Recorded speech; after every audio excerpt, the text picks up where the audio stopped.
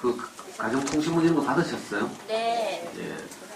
그 교육청에서 이제 원래부터는 작년과 좀 다르게 주제를 딱 정해뒀어요. 그래서 지정주의가 뭔가 하면 공부에 참맛을 아는 아이를 키우려면 이런 이제 큰 자기주도 학습 영역 주제를 정해놓고 이제 그 주제 밑에 작은 주제로 세 가지 주제가 있습니다. 하나는 평생 공부에 미천을 마련하는 초등독서, 다른 하나는 스스로 공부하는 아이로 키우려면, 또 다른 하나는 이제 자녀 학습에서 인터넷을 어떻게 활용할까 뭐 이런 크게 세 가지 주제가 있거든요. 지금 이 학교에서 제작한 그 책 보니까 그 교육청에서 이제 외부에 있는 교수님들한테 좀 의뢰해가지고 각 주제별로 PPT를 만들어서 그걸 프린트한 거예요. 책 보시면 좀 PPT 자료죠. 이게 그것도 강의하는 분들이 만든 PPT가 아니라 그 외부의 전문가들에게 의뢰해서 동일하게 다 이렇게 PPT를 만들어서 제공하고 있습니다. 그래서 그 PPT는 심심하실 때 이제 참고하시면 좋겠어요. 이렇게 학교 학부모에서 이렇게 처음 오시게 되면 저는 늘 이렇게 부담이 되고요. 바쁘시고 설거지도 해야 되고 이런데 보통 애들 학교 보내고 나면 조금 여유가 생겨가지고 이제 좀 늑장 부리면서 못 본 태양의 후에도 좀 봐야 되고 이런데 또 학부모 연수한다고 막 불러요. 그죠? 불러가지고 가면 또 막 별로 도움이 안 되는 잔소리를 하고 이러니까 엄마들 피곤해 하시고 이러는데 그런 이제 귀한 시간을 내가지고 이렇게 오셨는데 조금이라도 도움이 되었으면 좋겠습니다. 또 첫날이라고 하니까 제가 더 부담이 되고요. 저기 문 좀 닫으시면 안 돼요? 또 오실 분 있는가? 늦게 계속 오세요. 그러면 부담 없도록 예, 반쪽만 예. 늦게 오시는 분도 부담 없게 예, 그 정도 정도는 저는 이제 뭐 교육 전문가 이런 입장에서 어머니들에게 뭐 한 수 가르쳐 드리러 온 건 아니고요.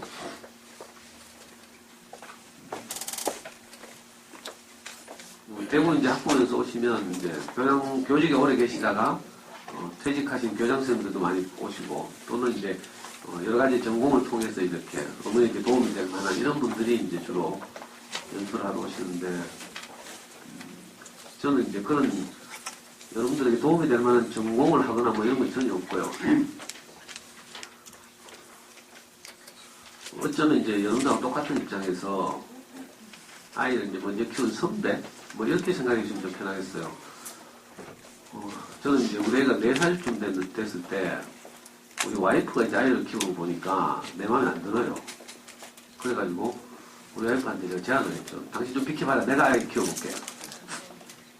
애 건강이나 뭐 이런 것도 옷과 관련된 이런 건 당신이 하고 공부와 관련된 건 내가 한번 해볼게 하면서 제가 아이를 4살 때 다 뺏었어요. 그래가지고 이제 제가 아이를 키웠는데 무려 지금 20년 이상을 제가 아이를 키웠어요. 지금 우리 아이는 26 청년으로 자라가지고요. 지금 군대도 갔다 오고 대학교 4학년. 연세대학교 경영학과 4학년 다니고 있어요. 왜 이런 말씀 드리는가 하면 어머니들이 아이를 키우면서 고민하고 걱정하고 염려하고 또 한편으로 불안해하고 이런 것들을 저도 여러분들과 똑같이 겪었던 선배, 동네 오빠? 제가 아이를 키워보니까요. 엄마들이 이제 그 노란 차 기다리면서 어린이집이나 유치원 보내고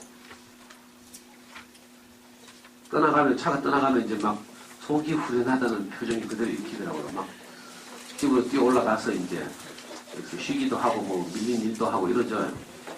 그러다가 좀 있다 보니까 저도 아이를 이제 어린이집 유치원을 제가 태워보냈거든요. 좀 있다 보니까 엄마들끼리 이상하게 눈을 막 맞추더라고. 그러더니 어떤 엄마가 또 다른 어떤 엄마한테 막 접근하더니 언니 우리 집 와서 커피 한잔 할래요? 하면서 싹 꼬시더라고. 그래서 나 저기 뭐 하는 짓인가 싶었어요. 그랬더니 막 데리고 올라가가지고 이제 딱 보니까 한 사람 5학년 엄마야. 5학년도 키우고 막 이래. 경험이 먼저 있는 그런 언니를 딱 찜했다가 데리고 납치해서 집에 올라가서 커피 한잔 대접하면서 조언을 받는 거죠. 궁금한 거 묻기도 하고, 그 학교 어때요부터 시작해서, 이렇게 해가지고 엄마들이 이른바 자녀교육 정보를 수집하면서 이제 아이를 키우기 시작하더라고요. 근데 저보고는 아무도, 오빠 우리 집에 가서 차 한잔 할래? 또 저는 숫기가 없어가지고 뭐 누나 우리 집에 가서 차 한잔 하려고 이렇게 할 수도 없고, 만약에 그랬다면 저도 참 제가 아는 거 다 가르쳐 드리면서 이렇게, 아니면 제가 모르는 거 물어가면서 이렇게 아이를 키웠을 텐데, 저는 이제 아빠다 보니까 왕따죠, 왕따. 그 세계에서. 그래서 참 외롭게 아이를 키웠어요. 그래서 답답하긴 하고, 아이는 잘 키워야 되겠고, 물을 데는 없고. 그래가지고 저는 뭐 했는가 하면요, 시내에 있는 제일 큰 서점 나가가지고, 당시에는 제일 서점이 제일 컸어요. 지금은 뭐 교보, 영풍, 알라딘 내려와 있지만, 그러니까 제일 서점 육아 코너가 그 지하 1층에 있었는데, 거기 가서 닥치는 대로 막 육아서적 같은 거 읽었어요. 노골적으로. 영재란 제목 들어간 거, 서울대란 제목 들어간 거, 하여튼 이런 걸 중심으로 막 닥치는 대로 책을 읽었거든요. 또 제가 이제 부모님으로부터 양육받은 경험이 있으면 그걸 이제 기억을 되살려서 또 어떻게 할 텐데, 저는 아버지가 초등학교 1학년 때 돌아가셨어요. 그래가지고 우리 삼형제가 엄마 밑에서 이제 자랐는데, 그것도 이제 엄마 혼자서 삼형제를 키우기 어려워가지고, 초등학교 저는 4학년 때부터 친척집에 보내져서, 친척집에서 크고 뭐 이랬거든요. 근데 제가 어떻게 양육받은 경험이 없고, 또 우리 삼형제는 아무도 중학교를 진학을 못했어요. 너무 가난해서. 나중에 이제 뭐 공장 다니고 이러면서 금융고시를 해서 대학에 갔는데, 그러다 보니까 스스로 공부하는 건 제가 이렇게 되는데, 아이를 어떻게 키울지에 대한 경험이 없는 거예요. 그래서 너무 답답했어요. 그러다가 제가 이제 두 가지 중요한 자녀교육에서 중요한 이제 만남을, 행운의 만남을 하게 되는데, 첫째가 뭔가 하면요, 제가 이제 아이를 키우던 동네에 달서구에 송년동에 가면 그 당시에 어린이 전문 서점이라는 게 처음 문을 열었어요. 요즘 어린이 전문 서점 하면 전집 매장을 보고 이렇게 간판을 붙이는데, 그때는 그게 아니고요. 전집 할인 매장과 별도로 잘 만들어진 좋은 어린이 책을 전문적으로 판매하는 서점이죠. 한때 대구에 4군데가 있었어요. 전국적으로 한 80군데가 있었는데, 지금은 이제 인터넷 서점에 밀리고, 전집 할인에 밀리고 이래가지고 다 이제 문 닫았어요. 우리 아이 4살 무렵에 이제 송년동에 어린이 서점이 문을 열어서 저는 이제 책을 막 아까 닥치는데 육아서적 읽었다 했잖아요. 육아서적 읽으니까 모든 책들의 공통적인 주장이 하나 있더라고. 그게 뭐였는가 하면요, 아이가 공부를 잘하려면 일단 책을 좋아해야 한다더라. 이거였어요. 뭐 동서고금을 막론하고 모든 책들이 다 똑같이 말해요. 가끔 어떤 엄마들이 저 우리 동네는요 책 하나도 아닌데 공부 잘하는 애 있어요. 이렇게 하는 엄마들 있어요. 가끔. 그래서 저한테 질문을 해요. 그럼 제가 속으로 내보고 어쩌라고. 예외적으로 뭐 유전자 목소리 좋아서 책 안 읽어도 공부 잘할 수는 있어요. 근데 우리처럼 유전자가 평범하면서 공부를 잘하고 싶으면 책을 좋아하는 것이 훨씬 확률이 높죠. 물론 막 맨날 책만 읽는데도 공부 못하는 거 가끔 있어요. 근데 일반적이진 않죠. 왜냐하면 모든 학습과 관련된 모든 텍스트, 교재가 텍스트로 되어 있기 때문에, 문자로 되어 있기 때문에 일단 문자와 친근해야 되죠. 그래서 책을 좋아해야 학습적으로 공부를 잘하는데, 제가 그걸 하나 딱 배웠잖아요. 그래가지고 바로 이제 그 동네 어린이 서점을 제가 일주일에 한 번씩 아이들 데리고 늘 가서 갈 때마다 그림책 7권에서 10권씩 잘 만들어진 세계적인 그림책들, 유명한 상 받은 그림책들, 아이의 정서에 도움이 된 그림책들, 이런 걸 일주일에 7권에서 8권씩 샀어요. 그리고 그 책을 이렇게 품에 안고 돌아오는 길에 애 좋아하는 롯데리아 가서 햄버거 하나 쏘고 이렇게. 그렇게 해서 얼마까지 했는가 하면 중학교 2학년까지 했어요. 왜 중학교 2학년 이상 되니까 애가 이제 커가지고 더 이상 어린이 서점으로 이게 커버가 안 되는 거라. 그때 마침 교보가 내려와가지고 이제 그다음부터 애하고 교보 다니고 이렇게. 방금 오늘 오다 보니까 학교 바로 옆에 도서관이 있더라. 정말 좋은 조건이네요. 그 정말 속으로 마음으로 엄마한테 축하하고 싶었어요. 저 언제 생긴지 모르겠는데 저 이 동네 학교를 자주 왔는데 얼마 전에도 여기 길 건너편에 뭐더라? 성산초등학교인데 며칠 전에 지난주에 왔고요. 뭐 하여튼 초등학교 많이 다녔는데 이런 좋은 조건이 없어요. 우리 아파트 옆에 제가 사는 데가 상인동인데 상인동 우리 아파트 바로 옆에 어린이 도서관 하나 있거든요. 달서 어린이 도서관. 그런 조건 아니면 이렇게 학교 바로 옆에 이거 학교 도서실도 있겠지만 이게 공공도서관이죠 이거 구립도서관이죠 바로 옆에 있대. 몇 년 전에 없었는데 5, 6년 됐어요. 몇 년요? 5, 6년. 5, 6년 예. 큰일 날 뻔했네. 내 말장난 했다가 뭐 되게 혼내시네. 그래가지고 이제 아이를 어린이서점을 다니면서 키웠어요.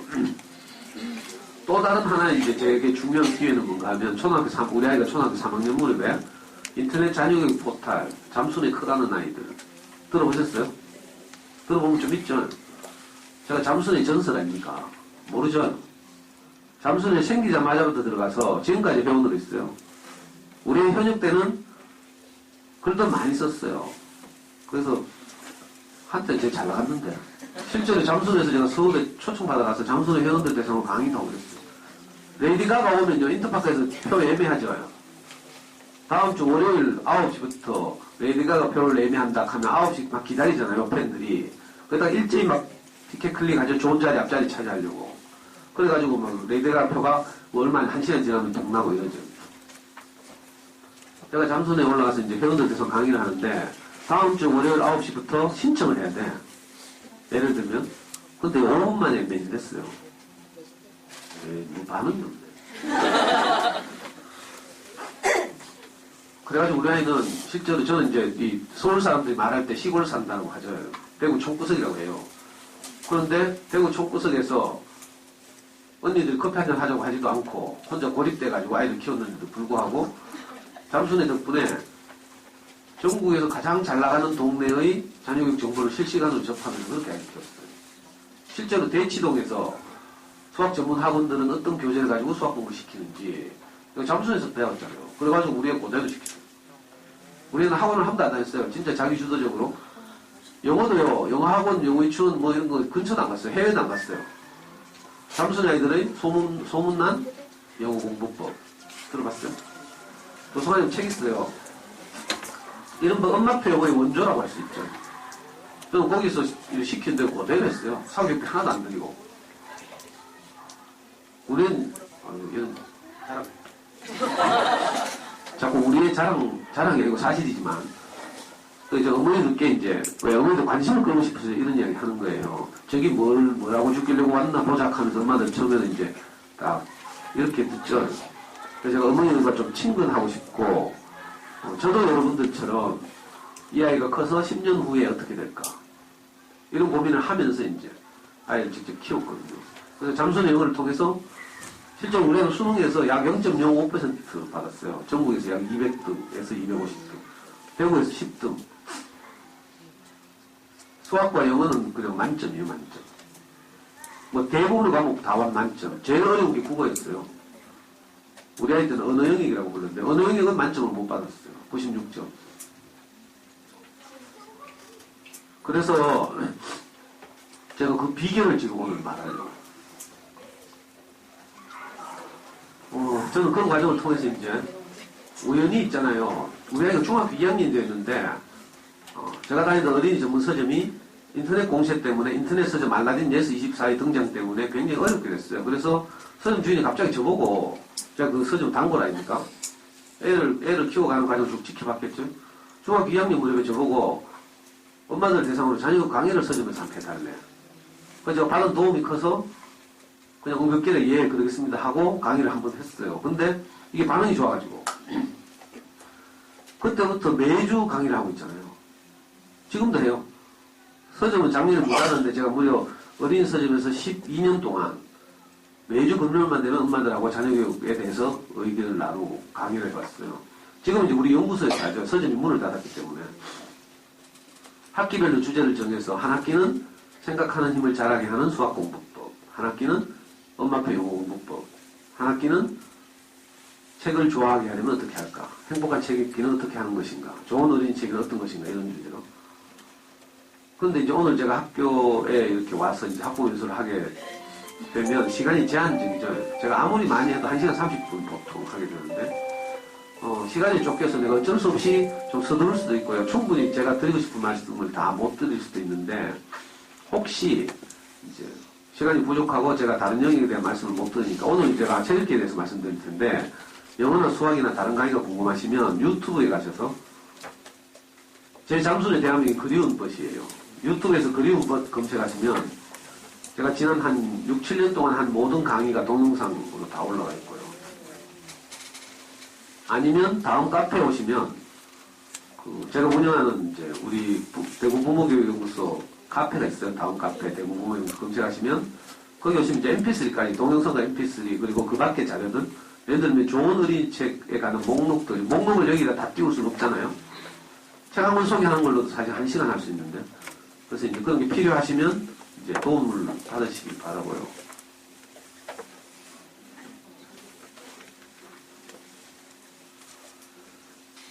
우선 이제 저학년 어머니들이시니까 제가 꼭 드리고 싶은 말씀이 있어요. 그래서 이 볼트를 데리고 왔어요. 볼트 다 아시죠? 잘 다니게 생겼죠? 대구 부모교육연구소 다음 카페 가셔서 다음에 가시면 뭐 카페 뭐 여러 가지 항목 있죠? 거기서 카페 가셔서 대구 부모교육연구소 검색하시면 예를 들면 엄마표 영어를 하는데 필요한 DVD 목록 그죠? 또 좋은 어린이책 목록 뭐 이런 게 다 올라가 있어요. 우리 카페랑 다 있어요. 자, 볼트 다 아시죠? 제 말 안 듣고 또 검색한다 지금. 검색은 천천히 해도 돼요. 이 사람도 알아요? 너무 멀어가지고 뭐 소통이 안 된다. 뭐 얼굴을 보여야지 뭐. 조시는지 아니면 뭐 반응하시는지 봐야 돼. 웃고 계신데 뒤에 보니까 가까이 와서 웃으시면 이쁜 얼굴로 좀 소통도 하고 이럴 텐데. 이게 이제 사실 어머니들 때문이 아니고 이제 우리 오는 강사들 때문이죠. 워낙 재미없게 하고 이러니까 좀 멀리 떨어져서 좀 졸고 이렇게. 또 안 가면 또 우리 애 뭐 불이익 받으니까 좀 겁도 나고 그죠. 어쩔 수 없이 오는데 그래. 앞자리에 앉으시라는 게 무리죠. 제가 궁금한 게 뭔가 하면요. 이봉주하고 우사인 볼트하고 시합을 붙이면 누가 이길까? 어머니들 누가 이길 것 같아요? 예? 누구? 어떤 사람은 이봉주하고 어떤 사람은 볼트하고 어떤 사람은 뭐 거리에 따라 다르다 하고 장거리잖아요. 꼭 저래 말고 그럼 제가 다시 물어볼게요. 저기 동물동 가면 초등학교 1학년짜리가 구구단 줄줄줄 외우고 있어요. 받았으면 혜택하면 90점입니다. 초등학교 1학년인데.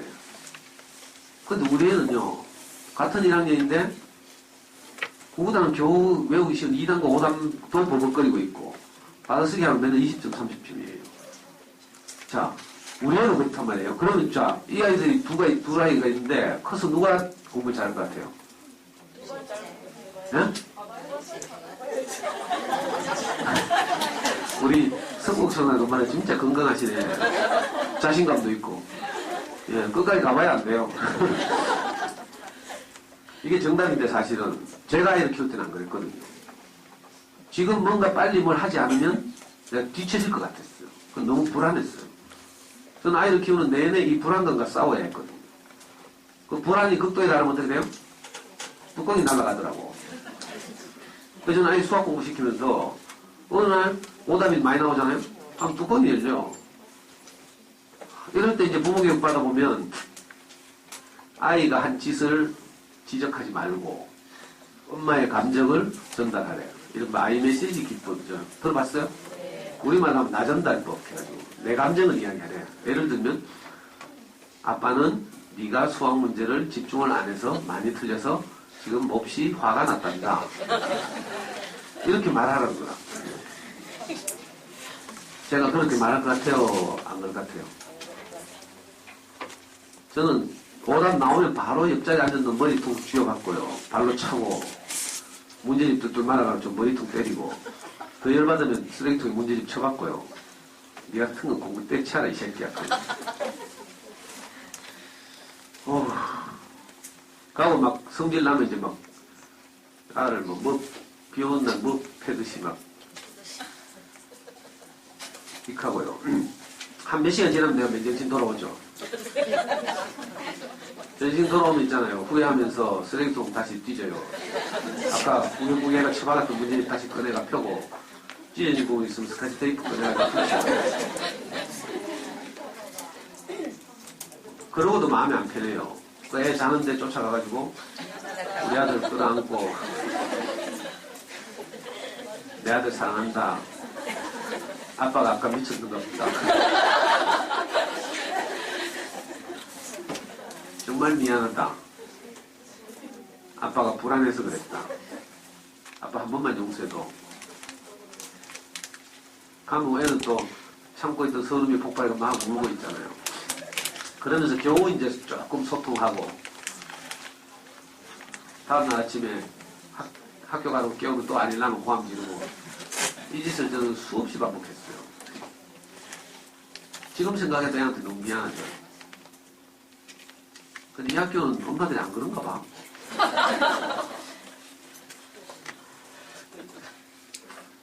그래서 저는 너무 불안했거든요. 왜냐하면 애 키우는 것이 단거리 경주인 줄 알았어요. 지금부터 빨리 뛰지 않으면 안 되는 줄 알았거든요.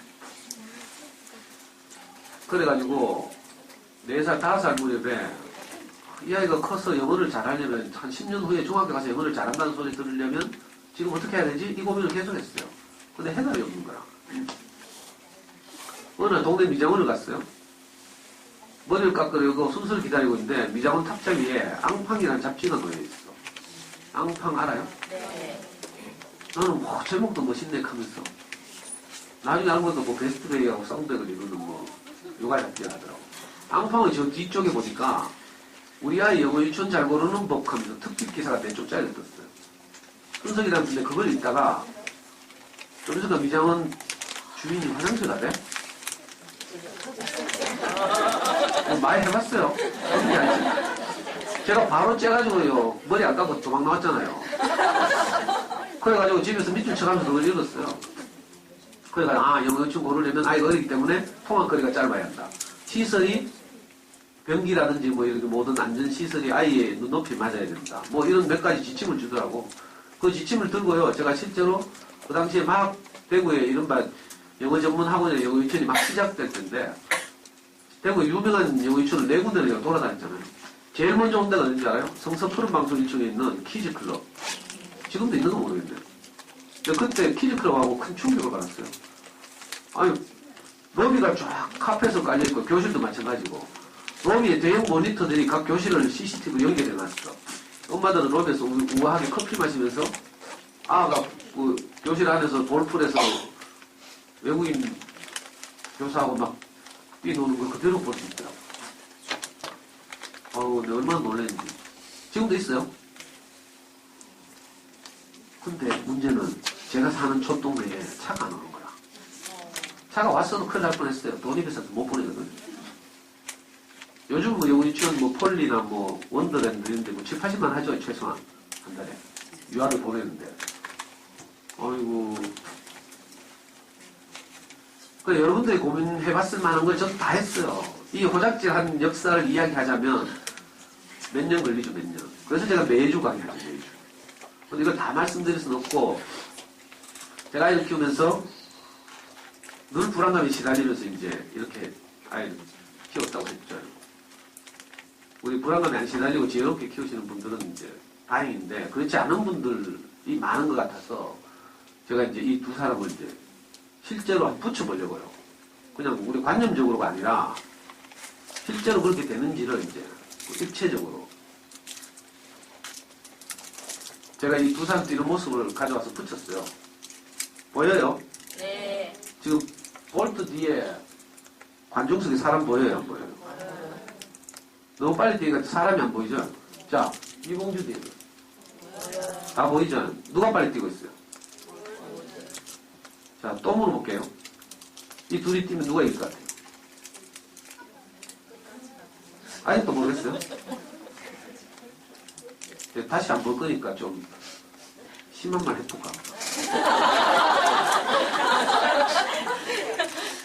자, 저는 직관적인 대답을 듣고 싶고요. 솔직한 마음을. 이론 말고. 우리 바로 앞집에서 어떤 애가 우리보다 훨씬 잘하고 있어. 근데도 커봐야 알아요? 저는 그렇게 못 키울 것 같아요. 불안해가지고 잡아야지. 옆에 뭐, 옆집 애가 뭐 팩토 한다는데, 좀 비싸다고 사야지. 자, 그래가지고, 이 소리가 안 들리네. 소리 안 들리죠? 네.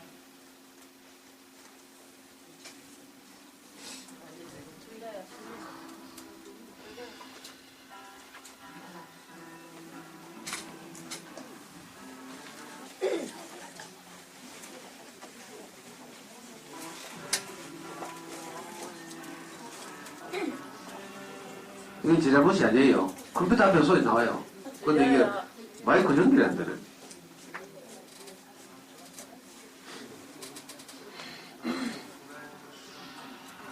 여긴 나와요, 여기.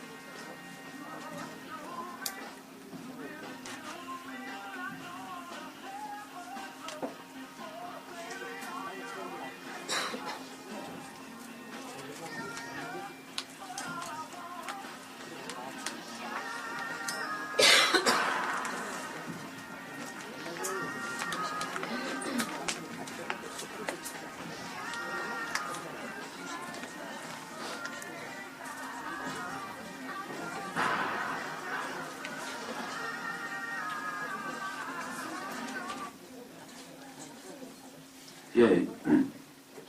이봉주 선수 동영상 몇 년 전에 걸려 가지고 왔는데요. 왜 가지고 왔는가 하면, 보통 이제 세계적인 마라토너들이, 마라톤 인생에서 보통 한 7번에서 8번 완주한다고 하죠. 그런데 이봉주 선수 무려 37번을 출전해서 35번을 완주했대요. 그래서 아주 성실한 마라톤의 대명사가 된 거죠. 지금도 국민적 사랑을 받고 막 예능에도 나오고 막 그러죠. 근데 이봉주가 좀 어떤 면에서는 좀 불운하다고 할 수 있어요. 왜냐하면 동시대 비슷한 연령대의 마라토너 황용조라는 선수가 있었어요. 황용조는 일찍이 20대 초반인가? 바르셀로나 올림픽 1992년도에 금메달을 땄어요. 그래서 아주 유명해졌죠. 이봉주는 마라톤 전 인생에서 올림픽 메달을 딴 적이 한 번도 없어요. 물론 이제 기타 대회에서 우승을 많이 하긴 했지만, 그럼에도 불구하고 꾸준하게 국민적 사랑을 받았어요. As he's come here to these championships, shout from Usain Bolt as he tries to just psych himself up for one last time and maybe get a little bit of a psychological advantage over his principal opponents. There's Christophe Lemaitre in lane 8, the Frenchman. Walter Dix right alongside Usain Bolt. Such a tall man. Almost has to uncoil himself from the start position, but you heard Michael Johnson saying he's getting that start absolutely right.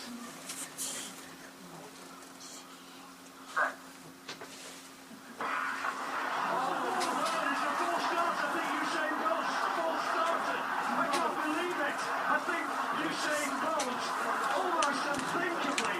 I was talking about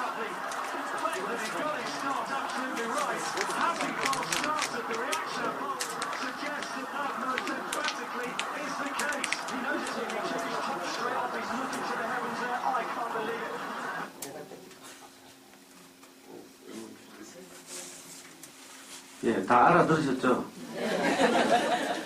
우사인 볼트가 저 대구에 와가지고, 그 대구에서 있던 사건이에요. 2011년 세계 육상 선수권 대회가 대구에서 열렸는데, 그때 출발 실격하는 장면이죠. 저 세계적인 선수가, 지금도 아직 세계 1위인데, 그죠? 왜냐하면 거리가 너무 짧으니까, 몸에 힘이 잔뜩 들어가고, 조금이라도 출발을 빨리 해야, 몇 걸음 안 뛰면 골인이에요. 100m 달리기 하면. 저는 아이를 키우면서 꼭 볼트처럼, 조금이라도 남들보다 앞서야 된다는 생각에 늘 쫓겼어요. 초조하고 불안하고. 그래가지고 나중에 어떤 일이 벌어졌는가 하면 초등학교 5학년 때인가? 우리가 수학을 좀 잘해가지고 이제 수학 공부를 이제 잘하는 아이들에게 맞게 심화학습을 했거든요. 어려운 문제집을 가지고 이제 문제를 풀리는데 하루에 4문제를 풀었어요. 아이하고 타협을 했죠. 하루에 5문제씩 하자. 학교 교과과정 교과서 수준은 이제 학교에서 쉽게 해내니까 집에서는 이제 늘 꾸준하게 심화 문제집을 가지고 이렇게 했는데, 그때 그 잠순의 어떤 중학교 선생님께서, 제 이야기를 계속 잠순에서 읽으시더니, 그리우버님 아들은 그냥 일반적인 부산동화나 이런 거 하기 좀 아깝다 하면서 추천해준 문제집이 그 당시에는 아주 생소한 문제 해결의 길잡이라는 책이었어요. 지금은 아주 유명해졌죠? 웬만한 학원에서 다 하고 있어요. 근데 그 당시 잠순에서 그 전부 쇼킹한 문제집이었거든요. 그 동네에서는 안 팔고, 그 시내 교보 가가지고 이제, 그 당시 교보가 아니구나. 그래서 지금 이런 데 가면 이제 교육 살 수 있었는데, 보니까 학교 진도하고 아무 상관이 없고, 모든 문제가 문장대로 있고, 이렇더라고. 생각하는 힘을 키우기 참 좋았어요. 문제가 어려웠기 때문에 하루에 한 5문제 하면 적당하겠다. 이렇게 생각해서 아이한테 5문제씩 하자고 제안을 했어요. 근데 우리는 3문제를 하겠다 하더라고. 그래서 할 수 없이 싸우다가 타협해가지고 4문제를 하기로 했어요. 우리는 초등학교 5학년, 6학년 동안 이 문제집을 5학년 거, 6학년 거를 했는데, 10달 하니까 한 권이 끝나더라고요. 오답 처리하고 이러니까. 아까 말씀드린 것처럼 문제, 오답 나오잖아요? 옆에 애가 앉아있으면 제가 바로 주먹이 날아가니까 너무 미안했어요. 문제집 쳐받고, 쬐딱 붙이고 이것도 하루 이틀이지. 그래가지고 애한테 너무 미안해가지고 나중에는 애가 잠든 후에 채점을 했어요. 그러니까 별로 잡을 일이 없죠? 그래서 어느 날, 4문제를 하는데 4문제 다 틀린 날이 왔어.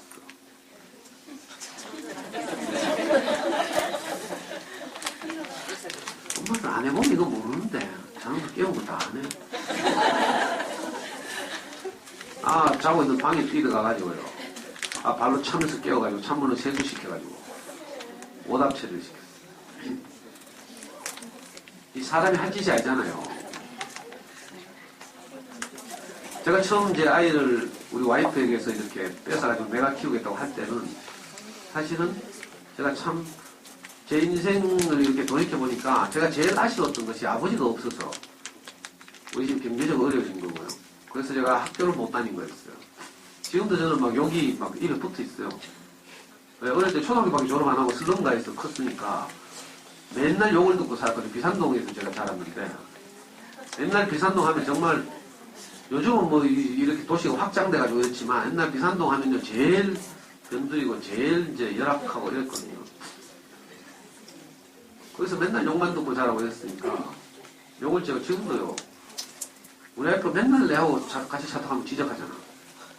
저는 욕하고 우리 와이프는 지적하고. 그러면 같이 사는 내 편 들래, 생판 모르는 저놈 편 들래 하면서. 제 인생이 이제 제일 아쉬움이 그거였죠. 아빠의 부재. 그래서 저는 아이를 키울 때 할 수만 있으면 이 아이는 제가 겪었던 아쉬움을 겪지 않았으면 좋겠다. 이런 간절한 마음으로 아이를 키웠어요. 심지어는 아이가 이제 잘 때 우리 와이프는 먼저 들어가서 주무시고요. 제가 아이를 재웠어요. 그리고 잠들면 조심스럽게 발 뒤꿈치 들고 방에 불을 끄고 나와요. 그러면 애가 또 아직 선잠 들어가지고 금방 안다 불 끄면 불까지 막 하면 다시 또 원위치로 해가지고 불 켜놓고 또 아이 옆에서 이렇게 아이하고 이런저런 대화를 하고요. 물론 그림책도 읽어주지만 아이 미래에 대해서도 이야기하고 또 행복에 대해서도 이야기하고 이렇게 그렇게 애를 재웠는데 우리는 B형이에요. 그래서 땀이 많아. 그래서 잠들었는데 막 식은땀 같은 데 흘리고 이래요. 그러면 막 또 뒤져가지고 그 거즈 있죠. 하얀 거즈 수건, 손수건 같은 거. 그거 가지고 애 땀 닦아주고요. 어떤 날은 애가 꿈을 꾸면서 막 이렇게 고함을 지르고 악몽이 시달리는 거죠. 그럼 정말 제 마음은 아예 꿈속에라도 들어가서 아이를 돕고 싶었어요. 그런 간절한 마음으로 시작했는데 신기하게도 이놈의 공부만 하면, 특히 수학 공부를 하면 맨날 뚜껑어지 날아가죠. 여러분들이 공통적으로 가지고 있는 질병 있잖아요. 충동조절 장애. 저는 그 등급이 중증이라 중증 충동조절 장애. 진짜 어찌할 수가 없었어요. 왜냐하면 이 대치동에서부터 생산된 어떤 자녀교육에 대한 이데올로기가 우리를 자유롭게 두지 못해요. 아주 시골에서 농사 짓고 살면 모를까? 도시에 살면 대치동에서 어떤 게 생기죠? 그러면 목동 중계동을 갔다가 부산 해운대구 대구 수성구 와요. 그리고 수성구에 흐름이 한 5년 지나면 달서구에 와. 달서구 저 신월성 집으로. 성서로 오려면 또 한 3년 더 있어야 되죠. 근데 하여튼 이런 흐름들이 있고 또 요즘 뭐 이렇게 미디어가 발달하고 이러니까 우리가 계속 그 영향을 받아요. 그래서 내가 마음으로는 아이를 정말 내가 겪었던 아쉬움을 없게 그렇게 키우고 싶은데 막상 현실에서 우리가 자녀교육에 딱 들어가면 내가 그 영향을 받아서 나도 모르게 내가 불안감이 나를 이렇게 덮고 있기 때문에 조금만 어떤 자극을 받으면 이른바 뚜껑이 열리는 거죠. 그 애한테 미안해가지고 맨날 빌고 저는 무릎 꿇은 적이 한두 번이 아니에요. 애한테 아빠 잘못했다 하고 조금만 있으면 인간 될 테니까 조금만 기다려줘. 근데 고맙게도 우리 아이가 잘할 때마다 이런 사고가 있을 때마다 금방 잊어버리는 거야. 또 지나면 여러분들 그렇죠. 애들 어제 잡았는데도 또 좀 있으면 학교 갔다 오면 엄마 하면서 웃으면서 뛰어올 거라고. 너무 고맙더라고. 항상 잊어주고 용서해주고 그래도 엄마 아빠라고 불러주고 얼마나 고마운지 모르겠어요.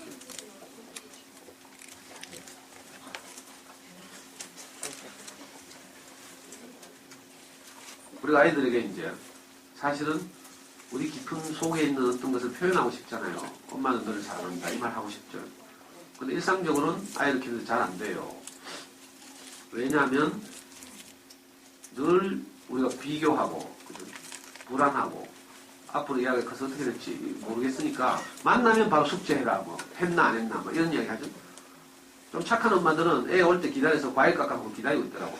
난 그래서 와 정말 착한 애 생각해서 그게 아니고 시간 절약하려고 빨리 과일 먹고 손 씻고 나와서 할 일 하라는 거야. 이렇게 막 이런 말밖에 못 하죠. 근데 제가 이렇게 보니까 잡는 날이 오히려 더 좋더라고.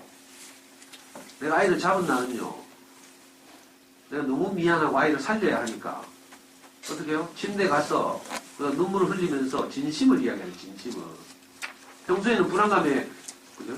밑에 깔려있던 그 진심 이걸 내가 끄집어내서 아이한테 표현해요. 정말 미안하다. 너는 아무 문제가 없다. 아빠가 불안해서 그랬다. 이 말을 내가 참 많이 했어요. 지금 생각하니까 그게 너무 어떻게 보면 이 불행 중 다행인 것 같아요. 속상해서 우리가 뚜껑이 열려서 애를 잡지만 이상하게 그날 되면 있잖아요. 아이한테 울면서 사랑한다 하고 엄마 미친다 막 하고 평소에 안 그렇죠. 엄마의 권위로 아이들 막 윽박 지르고 우리가 이렇게 아이를 키우잖아요. 그래가지고 장언론 깨가지고 소금 시키고 이래봐요. 진짜 이거 사람 할 짓이 아니거든요. 근데 이제 그런 어려움 때문에 동네 언니들이 어떻게 고치는가 하면 봐라. 네가 자기 주도를 키우려고 하다가 잡는데 관계만 나빠지고 그러니까 빨리 학원 보내라 이렇게 하죠. 이게 동네 언니들의 코치예요. 솔직히 말하면 학원 보내는 순간 다시 안 볼 거예요. 근데 또 솔직히 말할게요. 제가 관리 안 하고 학원 보내는 순간 아이를 포기하는 거잖아요. 적어도 학습에 있어서. 대치동에서 다 말하죠. 5%는 우리 대치동 있는 전문학원에 보내면 도움을 받는다. SR 있고 성실한 5%. 거기다 유전인재까지 좀 받쳐줘야 되고. 나머지 95%는 뭐 하러 온다? 전기세도 다 알고 있죠? 그래서 또 보내. 진짜예요, 이건. 특히 작년 때는 명심해야 돼요. 그래서 이제 시간이 없으니까 제가 자꾸 제 경험 이야기하면 시간이 많이 가니까 제가 이제 아이를 키워보고 자녀교육 강의를 지금 12년째 하고 있는데 또 수많은 사람을 상담했을 거 아니에요. 실제 잠수원에서도 많은 이제 그 간접 개론도 하고요. 또 다른 지방에서도 많이 저를 찾아왔어요. 잠선에 열심히 할 때 잠선에 형들도 많이 놀러 오고요. 지금도 유튜브에서 제 강의를 듣고 어디 사는지 모르는 분들이 저한테 찾아와요. 작년 여름에는요, 베트남에서 찾아왔어요. 베트남에 사시는 교포가 유튜브를 통해서 제 강의를 들었는데 몇 년 듣더니 이제 선생님 너무 보고 싶다고. 자기 아이들, 남자아이들 둘 데리고 한국에 오는 길에 대구까지 내려왔다. 다른 지방에서도 많이 오고요. 그래서 쭉 이렇게 상담하고 경험해보고 또 이렇게 그걸 일반화시키고 해보니까 유아기 때 초등 저학년 시기에 우리가 해야 될 것은 딱 3가지밖에 없더라고요. 학습 영역에서. 그게 뭔가 하면 아까 말씀드린 첫 번째는 책을 좋아하게 만드는 거예요. 행복한 책 읽기를 하는 거예요. 그리고 다른 2가지가 있는데 하나는 수학 공부를 어머니들이 지금 일반적으로 하시는 방식대로 하면 안 되고 이번 시험에서 만점 맞는 것, 틀리지 않는 것 이런 걸 목표로 하면 안 되고요. 수학 공부라는 게 사실은 생각하는 힘을 기르는 거거든요. 수학 공부의 정의가 그거예요. 생각하는 힘을 기르는 것. 수학 전공자들이 수학 공부의 목표 말고요. 우리 초중등 고등학생들까지 수학 공부의 목표는 생각하는 힘을 기르는 거예요. 아이들이 왜 수학 공부를 해야 되냐고 물으면 엄마들이 그렇게 당당하게 대답할 수 있어야 돼요. 수학 공부 과정을 통해서 생각하는 힘을 기르는 것이다. 합리적이고 논리적인 사고력을 기르는 거예요. 그러면 인생의 어떤 문제가 닥쳤을 때도 이걸 이성적으로 판단해서 해결해 나가는 거죠. 감정적으로 막 성질대로 하는 게 아니라. 자, 수학 공부를 가면 안 되니까 수학 공부의 목표는 생각하는 힘을 기르는 것이다. 그 지금 아이들이 하고 있는 것이 생각하는 힘을 기르는 데 도움은 별로 안 되고 단지 문제풀이에 익숙해지는 것이라면 이건 수학 공부가 아니죠. 노가다예요, 노가다. 대부분 엄마들이 저학년 때 노가다 시키죠, 애들. 연산학습지를 반복한다든지 이런 게 생각하는 힘을 자라게 하는 것과 아무 상관이 없어요. 영어 학습은요, 대부분의 경우 이제 학습하죠. 단어를 외우고 문법을 암기하고 이런 방식으로 가요. 어머니들이 옛날에 했던 전통적 방식. 원어민들이 그 학원에 있다고 해서 그게 원어민처럼 공부하는 게 아니거든요. 원어민이 가르치지만 또 문법 가르쳐. 그것도 또 학습이에요. 근데 요즘 이제 똑똑한 젊은 엄마들이 많이 엄마표 영어라고 많이 하죠. 영어는 습득해야 돼요. 학습과 습득은 완전히 다른 거거든요. 영어는 언어이기 때문에 우리 아이들은 우리 모국어를 습득한 것처럼 영어도 그렇게 습득하면 돼요. 이 3가지만 초등학교 때 딱 하면 돼요. 습관을 잡아서 조금씩. 나머지는 이제 뭐 해도 그만 안 해도 그만이에요. 실제로 우리 아이는 저 3가지 외에는 아무것도 안 했어요. 그래도 잘 살아요. 심지어는 피아노 학원도 한 번 안 갔어요. 우리 와이프가 계속 피아노 학원 가자고 주장하더라고. 그래서 제가 아무리 생각해도 애도 관심도 없고 이래가지고 제가 국민 끝에 우리 마누라한테 반박할 말을 찾았잖아. 여보, 피아노가 그렇게 중요하면 초등학교 교과 과정에 왜 피아노 과목이 없노? 내가 어거지 썼죠, 어거지. 그래가지고 피아노 학원도 안 보냈어. 우리 와이프 있잖아요. 뭐 인생이 풍요로워지려면 피아노를 쳐야 되고 거기 가더라고. 그 하면서 신앙카드 선전 예를 들때 신앙카드인가 뭐 보면 남자가 피아노를 우아하게 치고 있고요. 여자가 이쁜 여자가 남편 어깨를 살며시 짚으면서 그 피아노 반주에 맞춰서 노래 부르고 있어요. 현실에서 남자가 피아노 치고 있으면 여러분들 기분이 어때요? 뭐요? 자기 남자 송중기 말고 내 같으면 피아노 금발을 확 부수고 싶거든. 그 시간에 애하고 좀 놀아주라 하면서. 근데 이제 성목사가 경우는 되게 교양이 있으시네. 근데요, 물론 이제 피아노 하실 분들 해야 되죠. 우리 애는 피아노 안 했어도 멀쩡했어요. 음악 정말 좋아하거든요. 그래서 실제로 대학 들어갔어도 밴드 들어갔어. 그리고 홍대 클럽에서 맨날 놀아요. 지금도 주말 되면 불금 하면서. 하여튼, 아니, 제가 엉뚱한 이야기를 했는데, 나머지는 해도 그만, 안 해도 그만이다. 이 말이에요. 꼭 해야 될 필요는 없다. 아이에 따라서 뭐 유소년 축구교실 하고 싶으면 하고, 뭐 인라인 스케이트 하고 싶으면 하지만, 학습 영역에서 꼭 놓치지 말아야 될 건 이 3가지예요. 그 중에서 특별히 이제 초등학교 저학년은 더 신경을 써서 책 읽기에 관심을 가져야 되죠. 해보면, 그 책 읽기보다 더 중요한 사교육이 없어요. 사교육하니까 이상한데, 만약에 사교육이 필요하다면 말이에요. 책 읽기보다 더 중요한 영재교육도 따로 없어요. 제가 이 이것을 실질적으로 이렇게 뭐 많은 경험들이 있지만 시간이 없어서 제가 다 말씀드릴 수는 없고요. 실제로 우리 아이는 아무 학원도 안 다니고 아무 사교육도 안 받았다고 했어요. 그냥 어린이 서점을 꾸준히 다닌 게 가장 자랑스러운 경험인데 나중에 남부교육청 영재교육원에서 0.2% 미만 아이들 영재를 뽑는데 그냥 쉽게 됐어요. 좀 미안한 말이네요. 아니 그러니까 체육계가 중요한데 대부분의 엄마들은 이제 어떻게 생각하면 학습적으로 도움이 된다 이렇게만 생각하죠. 학습적으로 도움이 된다는 말을 전문적으로 하면 인지 영역의 발달에 도움이 된다. 사고력, 창의력, 독해력 이런 것들을 자라게 한다는 거죠. 체육계를 하면 당연히 이런 데 도움이 돼요. 실제로 아까 뇌사진에서 보셨지만 그 과학자들이 연구한 거거든요. 책을 많이 읽은 사람들의 뇌하고 책을 별로 안 읽은 사람의 뇌를 촬영해 보니까 책을 많이 읽은 사람들의 뇌가 훨씬 더 활성화되어 있죠. 그래서 보통 이제 인지 영역의 발달에 도움이 된다는 건 이미 확인됐어요. 그런데 신기하게도 아이들이 막상 학교를 다니기 시작하면 책 별로 안 읽어요. 엄마들 책 읽기 중요하다는 거 다 알고 있는데도 불구하고. 왜 그런가 하면 책 읽기가 인지 영역뿐만 아니라 아이들이 정서 영역에도 정말 중요하다. 이걸 잘 모르기 때문에 책 읽기를 좀 잘못하고 있는 거죠. 예를 들면 이런 거예요. 엄마들이 태양의 후예를 볼 때 전부 지가 송혜교인 줄 알죠? 아니에요? 그래가지고 누구더라? 송중기? 그래. 송중기하고 송혜교가 사랑을 하고 막 분위기 좋잖아요? 그러면 막 거기 감정이 이입되잖아요. 그래가지고 재밌는 거예요. 내가 송혜교가 안 되면 재미없어. 그럼 우리 아이는 안 봐. 이 애들 동화책도 마찬가지인데요. 책을 읽는 아이가 동화책의 주인공이 자기가 돼야 되는 거야. 이걸 보고 동일시라고 부르죠.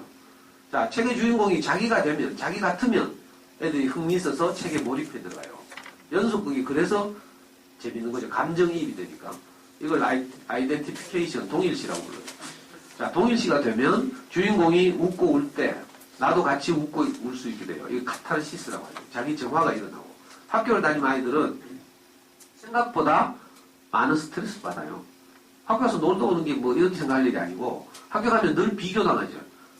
잘하는 아이들 세계에서 공부 잘하는 아이들한테 치이기도 하고 또 싸움 잘하는 애한테 치이기도 하고 그림 잘 그리는 애한테 치이기도 하고 이러면서 많은 스트레스를 받아요. 나름대로 저마다 자 이런 아이들이 학급에서 이제 친구 관계 어려움을 겪을 수도 있고 이렇죠. 근데 어떤 동화책을 읽었는데 그 주인공이 자기하고 입장이 비슷하다면 아이가 위로를 받게 되죠. 거기서. 그리고 아 나만 이런 게 아니구나 하는 깨달음도 없고요. 이걸 뭐 통찰이라고 불러요. 아 나만 그런 게 아니구나. 나도 용기를 내면 되겠구나 이렇게. 그러니까 좋은 어린이 책이 아이들에게 인지 능력의 향상뿐만 아니라 정서적 안정에도 큰 기여를 하는 거거든요. 그래서 사실 책이 중요해요. 아이들이 성장하는 과정에서 있는 많은 이런저런 어려움들이 예를 들면 엄마가 화났다 이런 책이 있어요. 있죠. 유명한 그림책인데 그럼 우리 엄마는 맨날 저렇게 화내나 하면서 이렇게 생각한다니까.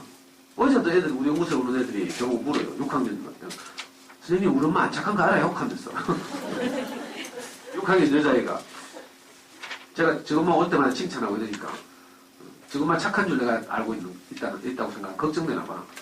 그래서 선생님 우리 엄마 안 착한 줄 알아요? 근데 알고 있다. 그 엄마가 화났다 이런 책을 읽으면 엄마가 화나면 얼굴이 벌개지죠. 열받아가지고 막 고함 깨끗 지르고 이러니까. 자 이런 책을 만나면 아 우리 엄마만 그런 게 아니구나 하고 엄마에 대해서 좀 여유가 생기죠. 안 그러면 어떤 생각이 들어요? 엄마는 나만 미워해 이런 생각이 든다니까. 특히 큰 애들 있잖아요. 큰 애 딱 생기고 나면 둘째 생기고 나면 큰 애가 완전히 다 큰 놈처럼 여기지죠. 아, 보니까 6살짜리인데 큰 애가 6살이고 둘째가 4살이야.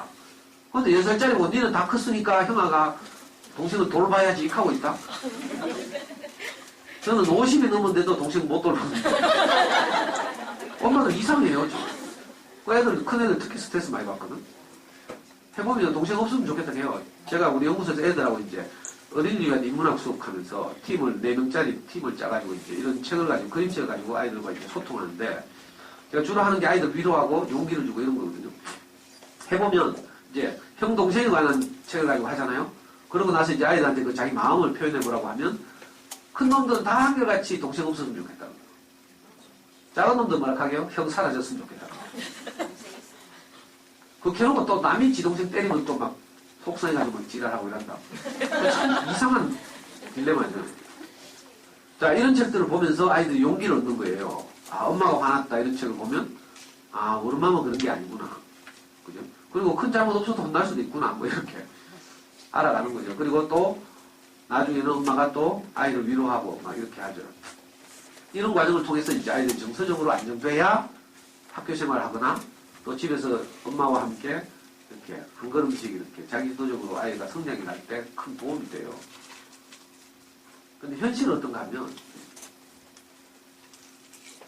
많은 엄마들, 부모님들이 책이 중요하다는 사실을 알면서 아이를 키웠어요. 근데 고3 수능 고사정에 딱 가보면 여기 대부분 수능 세대일 거 아니에요. 40 미만 다 수능 책전. 수능 고사장 가면 8절 지어 16페이지가 나와요. 시험이. 한때 많이 나올 때는 18페이지까지 나와요. 16페이지 나오는데 이 8절지를 반으로 쪼개가지고 지문을 쫙 주고 있어요. 지문이 반 페이지 넘죠. 반 페이지 넘는 지문 막 헐떡헐떡 읽기 바쁜데 다 읽고 나면 문제가 3문제 달랑 딱 붙어요. 겨우 뭐 다시 또 읽으러 갔다가 밑줄 친 기억 찾았다가 뭐 해가지고 겨우 3문제를 해결하고 나면 또 막 가슴 답답하게 그 같은 길이 또 지문이 쾅 주어져 있어요. 이게 16쪽이 계속 반복되고 있어요. 그래서 신기하게도 우리말로 된 시험인데 제한된 시간 내에 그 문제를 다 풀고 5분 남겨가지고 답안지 제대로 썼는지 밀려 쓰지 않은지 확인할 수 있는 애들이 잘 없어요. 한 교시에 30명이 수능시험 치는데 시간 남아가지고 막 그 척하고 이런 사람이 잘 없어요. 원래 수능 칠 때 그거 가르치거든요. 고3 때 그 수험표 뒤에다가 자기가 저건 정답을 적어 오라 해. 그래야 저녁에 그 얼마나 맞았는지 확인할 수 있으니까 그거 적을 시간이 없는 애들이 있다니까. 태반이 그래요. 그러니까 고3 수능 고사에 딱 가보면 한 교실에 한두 명만 그렇게 16쪽을 다 읽고 문제를 고르고 그렇게 할 수 있고 나머지 애들은 대부분 시간을 쪼개서 찍게 돼요. 참 안타까운 일이에요. 우리말로 된 시험임에도 불구하고 이 아이들이 고등학교 1학년 때로 필름을 돌리면 고등학교 1학년 때 어떤가 하면요. 국어 공부를 하거나 책 읽을 시간이 따로 없어요. 왜냐하면 고등학교 때 여러분들 야자 해봐서 하겠지만 자기 공부 시간에 대부분을 뭐 해야 돼요? 수학 공부를 해야 돼요. 수학 공부 양도 많아지고 난이도도 고등학교 가면 갑자기 높아지기 때문에 자기 공부 시간의 60% 이상을 수학 공부를 해요. 그리고 나머지 한 30%는 영어 공부하고 10%로 기타 공부를 하고 이렇게 해야 되거든요. 그러니까 이미 고등학교 가면 따로 책 읽거나 따로 국어 공부를 할 시간이 거의 없다. 이게 현실이에요, 현실. 다시 필름을 돌려서 이 아이들이 중학교 때 오면 이제 힘이 생겨서 엄마 말 안 듣죠. 내 인생 내가 알아서 합격하고 문 닫고 들어가보는 애도 있고요. 그리고 사춘기 됐어요. 다 스마트폰 가지고 있어요. 책과는 점점 멀어지죠. 참 어려운 일이 돼요. 말 안 듣고 이러니까. 그 답답한 엄마들은 할 수 없이 어디 보내요? 독서 논술. 독서 논술 보내면 그래도 전문가들 한 달에 4권을 읽게 할 거야. 뭐 이런 식으로. 이 초등학교 9학년 되면요. 책은 안 읽지. 책 읽기가 중요하다는 거 알지. 답답하지. 안타깝지. 어떻게 해요? 한누리 독서 논술. 아니 뭐 집에서 하는 주니어 플라톤. 이런 거 보내줘요. 근데 막상 보내보면 별거 없어요. 책도 안 읽고 여전하고 뭐 억지로 가고 또 이런 데 가면 대부분 엄마들한테 성과를 보여야 되기 때문에 뭐 이 프로그램에 따라서 뭐 거기다 막 좀 쓰고 뭐 이래가지고 보여주고 뭐 애들 그거 막 미친 듯이 숙제하듯이 막 하기 싫어 미치려고 하면서 억지로 하고 뭐 이런 식이에요. 책을 좋아해서 진짜 즐겁게 읽는 아이들은 잘 없고 이래요. 다시 여러분들 이제 저학년 때로 뭐 내려오면 어때요? 이 저학년 아이들이 대부분 책을 잘 안 좋아하죠. 근데 뭔가를 해야 되고 이래서 엄마들이 대부분 국어학습지하고요. 심지어는 한자학습지 하는 분도 있고 또 여유가 있는 분들은 중국어까지 하고 뭐 이러더라고요. 이 체육계랑 완전히 상관없는 거죠. 이게 이제 우리가 보통 자녀교육을 하는 패턴이에요. 패턴. 국어 공부에 있어서 자녀교육 패턴. 그리고 대부분의 이런 아이들이 유아기 때 뭘 했는가 하면 열심히 전집 엄마네 사재 가지고 인테리어 했죠. 너무 노골적으로 말해서 미안해요. 제가 어떤 집 거실을 찍어 왔어요. 대부분의 집이 이렇게 돼 있어요. 체육계는 중요하다 하고 동네 언니들이 있어 뭐 웅진 교원 싸다 하고 막 할인 많이 해준다 하니까 엄마들이 또 불안은 하고 책을 고를 줄 모르고 어떤 책이 좋은지도 몰라. 그럼 어떻게 해요? 전부 아름아름으로 뭐 이렇게 해가지고 서로 돕고 산다고 이제 웅진교원 몬테소리 프레벨 막 사재줘요. 그 유아 애들이 정말 가난한 애들, 정말 심심한 애들은 가끔 저 책 중에서 꺼내 있는 책들이 좀 있어요. 그걸로 위로하면서 이제 저거 쳐다보고 있죠. 저거 쳐다보다 애 쳐다보다 저거 쳐다보다 애 쳐다보다. 그럼 어느 날 뚜껑 열리는 거야. 슬픈 일이에요, 슬픈 일. 그 꼬마들한테 저는 지식 중심의 체육기를 막 시키는 거예요. 막 그럴듯한 논리를 앞세우고 실제로 보니까 제가 잠수는 열심히 활동하다 보니까 5세 애들한테 사회탐구 전집 좋은 게 나왔다 하면서 그래서 내가 속으로 야 무슨 수능시나 무슨 사회탐구 하면서 사실 체육기는 어떻게 해야 되는가 하면 인문학적인 체육기를 해야 돼요. 무슨 말이냐면 사람 이야기를 다룬 책이라 해야 돼. 어릴 때 그림책부터 시작해서 우리 옛 이야기, 신화, 그 다음에 창작 동화책, 그 다음에 성장 소설, 성장 동화, 성장 소설 이렇게. 이게 인문학적 책 읽기죠. 원래 책 읽기라는 것이 그렇게 시작해요. 사람 사는 이야기. 그래야 재미가 있거든요. 그리고 좋은 어린 책들은 인문학적 책 읽기인데 신기하게도 그 배경에 과학도 깔려있고요. 역사도 깔려있고 이래요. 요즘 고학년 책 중에서 아주 유명한 인기 있는 책이 하나 있는데 책과 논의는 집이라는 책이 있어요. 유명한 그 상을 받은 책인데 이 책 보면요. 그냥 동화책이에요. 근데 남자애들하고 제가 수업을 해보니까 아이들이 읽고 오더니 흥미진진하대. 뒤에는 뭐가 깔려있어요? 이조 마렵의 천주교가 우리나라에 들어오면서 일어난 천주교 탄압 이런 역사적 배경이 깔려있어요. 동화책이지만 역사와 접근하는 거죠. 좋은 어린 책을 읽으면 이렇게 이제 이런 걸 보고 확산적 사고라고 불러요. 좋은 어린 책을 읽으면 저절로 사고가 확산되게 돼요. 관심 분야가 확산되게 되어 있어요. 유아기 때 의도적으로 자연관찰, 위인, 인물 이런 식으로 막 장르를 갈라가지고 들이대고 뭐 이런 일이 아닌 거예요. 제가 이렇게 보니까 인마 이거는 지금 아빠 인생에 관심이 없어. 제가 초등학교 5학년 때 우리 애를 데리고 실제로 비산동 순례를 했어요. 아빠가 얼마나 고생하면서 그 슬럼가를 이사를 다녔는지 니는 얼마나 유복한 환경에서 살고 있는지를 한번 보여주려고 아빠 인생 체험하기라는 프로그램을 제가 기획해가지고 우리 애를 데리고 여름에 비산동 갔잖아요. 근데 야는 뭐 출발 전부터 짜증을 내면서 막 온 신경질 내고 막 왜 더운데 이걸 해야 되나 기다고 막 아이스크림 사주면 가든지 하고 뭐 아주 제가 열받아가지고요. 야 이 새끼야 때리쳐. 이렇게 보니까 아빠 인생에 관심이 없더라고. 근데 이런 놈한테 인물 이야기를 읽힌다고? 위인 전집 읽혀서 위인 본받으라고 막 전집 사줬죠.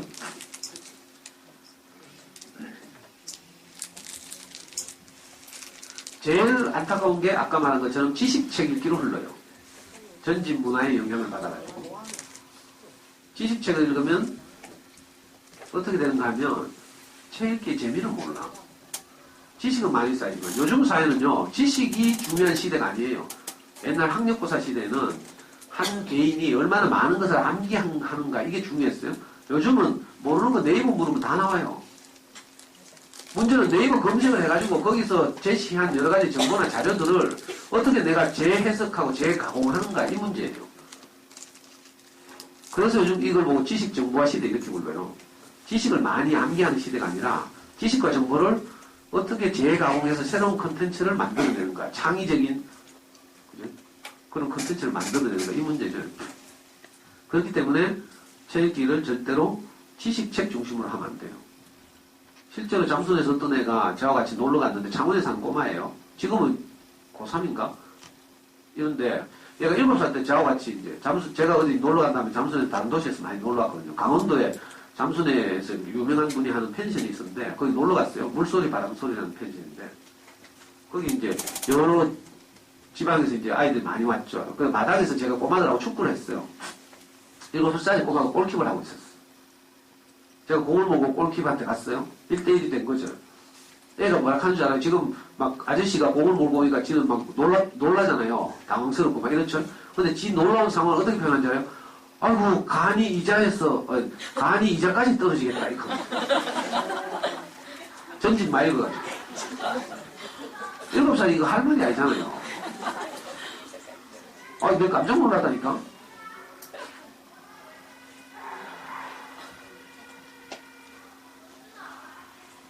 그러니까, 우리가 이제 잘 몰라가지고요. 좋은 책이 어떤 책인지 몰라가지고, 대부분 전집으로 인테리어를 하고 이렇게 아이를 키웠는데, 근데 신기하게도 초등학교 돌아보면요. 초등학교 교과서 뒤에 보면, 이 교과서에 원전이 쭉 실려있죠? 알아요? 교과서마다 뒤에 보면, 이 교과서에 발췌해서 실은 조금 실은 이 책의 원작들이 목록으로 쫙 실려 있어요. 거기 보면 전집 하나도 없어. 여러분들 이런 거 알아요? 확인해 봤어요? 거기는 전집 하나도, 교과서에 실리는 모든 좋은 글들의 원전은 다 단행본이에요. 좋은 어린이 책. 그래서 어떤 엄마는 좀 적극적으로 그 목록에 나온 책들 막 사서 구입해서 읽고 이러죠. 그것도 참 바람직하지만 그 정도 가지고는 안 돼요. 교과서에 실린 책들의 원전이 뒤에 목록이 나오는데 그걸 이제 가지고 따라가면서 어떤 책을 찾았잖아요. 그러면 이제 그 책을 통해서 링크하는 거, 링크. 어떤 책이 예를 들어 마라로 나온 암탉이 교과서에 실렸잖아요. 그럼 마라로 나온 암탉은 누가 지었어요? 황선미라는 여자가 지었어요. 황선미는 유명한 동화 작가구나 이렇게 생각하시면 돼요. 그럼 황선미가 지은 책을 따라가면 나중에 나쁜 어린이표 이런 책을 만나거든요. 또 하나는 마라로 나온 암탉이 사계절이라는 출판사에서 나왔어요. 그럼 사계절이라는 출판사는 좋은 어린이 책을 잘 만드는 출판사구나 이렇게 따라가시면 되죠. 저희끼리 이제 지금 초등 저학년이니까 아직 늦지 않았잖아요. 지금부터라도 책을 좋아하게 하려면 어떻게 해야 되는가 하면 최소한 이 4가지 조건이 갖춰져야 돼요. 엄마들이 정말 책 읽기가 아이들의 인생에서 중요하구나 이 사실을 깊이 인식할 필요가 있어요. 학습 영역뿐만 아니라 정서 영역에서도 정말 중요해서 계속 영향을 미쳐요. 죄송한 말이지만 우리의 이야기 하나만 또 할게요. 작년에 우리 아이가 25살 때 로스쿨 입문시험이라는 시험을 쳤어요. 로스쿨이라고 알죠? 우리나라 주요 법대들 다 없애고 법학전문대학원, 이걸 영어로 로스쿨이라고 하죠. 저는 어릴 때부터 제가 경대법대를 나왔는데 저는 어릴 때부터 항상 서울법대를 가고 싶었어요. 근데 중고등학교 못 다니고 검정고시 하면서 이렇게 독학하는 바람에 이제 꿈을 못 이뤘어요. 그래서 아이를 키우면서 내가 속으로는 항상 너는 서울법대다 내가 쇠뇌를 시켰어요.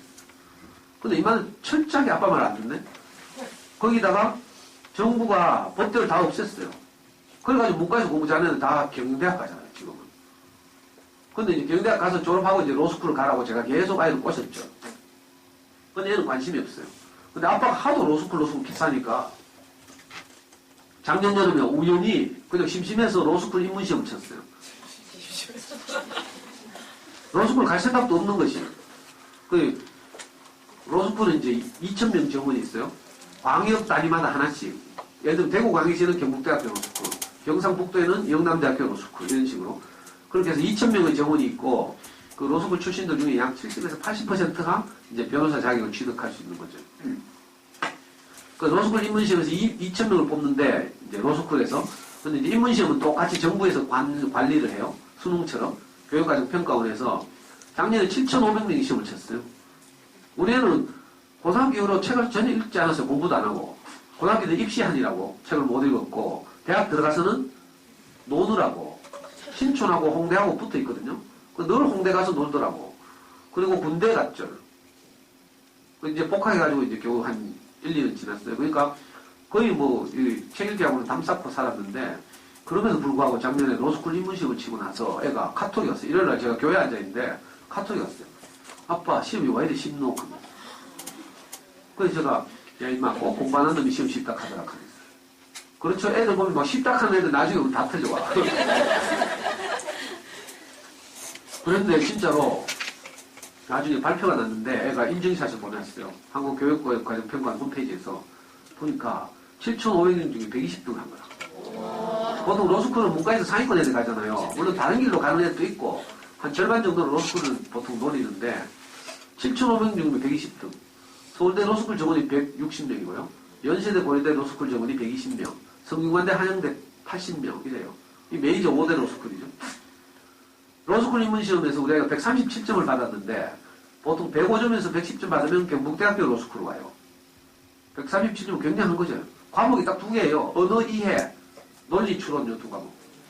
그 애가 카톡 보내왔더라니까. 아빠가 어릴 때 자기한테 계속 어린이 책 읽히고 또 수학을 그렇게 논리적 사고력을 키우는 방식으로 공부한 것이 이렇게 위력적일 줄 몰랐다 이 카더라고. 이게 실화예요. 그러니까 책 읽기가 단지 수능까지만이 아니라 그 이후에도 계속 영향을 미치고 있다는 뜻이죠. 근데 슬프게도 우리는 로스쿨 안 간대요. 점수가 절대 남잖아요. 가면 좋겠죠. 근데 안 간대. 지는 영국계 컨설팅 회사 들어가겠다고. 그것도 한국에 있는 영국계 컨설팅 회사가 아니라 일본 법인에 들어가겠다고 지금 일본어 공부하고 있어요. 저 구해야겠어요. 옛날에 우리는 영향을 받은 게 옛날에 권력 이런 거죠. 판검사, 뭐 의사, 뭐 이런 거. 저는 그런 고리타분한 생각을 가지고 있는데 아이들은 저하고 훨씬 달라서 진취적이에요. 할 수 없이 제 생각을 내려놓고 그래, 네 하고 싶은 대로 해라. 아빠는 네가 어떤 길을 가든지 너를 응원할 것이다. 멋있죠? 아, 진짜예요. 왜냐하면 제 주장을 하는 순간 내하고 소통이 끊어져요. 대고 안 온다니까.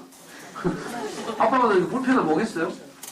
그러니까 제 모든 생각을 내려놓고 우리가 아이를 키우면서 아이하고 부딪히잖아요. 그게 축복이에요, 사실은. 부딪혀서 우리가 뚜껑이 열리긴 하지만 그것 때문에 내 안에 있는 아이와 부딪히는 어떤 것을 발견하는 거죠. 발견하면 내려놓을 수 있어요. 내가 뭐가 있는지 모르니까 이거 처리를 못하는 거지. 아이하고 우리가 성장해 가면서 비록 부딪히고 뭐 이렇게 하지만 그때마다 내가 아이하고 부딪히는 원인을 발견하면 내려놓고 이러면 우리가 어떻게 돼요? 유연해지죠. 이걸 보고 성숙이라고 불러요. 육신적으로는 이미 여러분들은 25세를 지났기 때문에 전성기를 지났어요. 미안합니다. 근데 육신적으로는 우리가 늙어가지만 인격적으로는 점점 성숙해져 가는 거예요. 만약에 우리가 성숙해져 간다는 것은 사실 우리가 늘 변화하는 거거든요. 변화하지 않으면 고리타분해지고 굳어져서 젊은 사람들이 싫어해요. 왜? 우리 시어른들하고 대화해보면 답답하죠. 옛날 어른들은 자기 생각에 다 갇혀 있어가지고 유연하지 않기 때문에 대화를 해보면 답답해요. 근데 우리도 나이가 늙어서 그렇게 되면 안 된다니까. 그 아이를 키우는 과정에서 우리가 그걸 아주 배울 수 있어요. 저도 항상 제가 어릴 때 영향을 받은 것이 있지만 아이를 키우면서 부딪히잖아요. 그러면 내려놓고요. 시기고.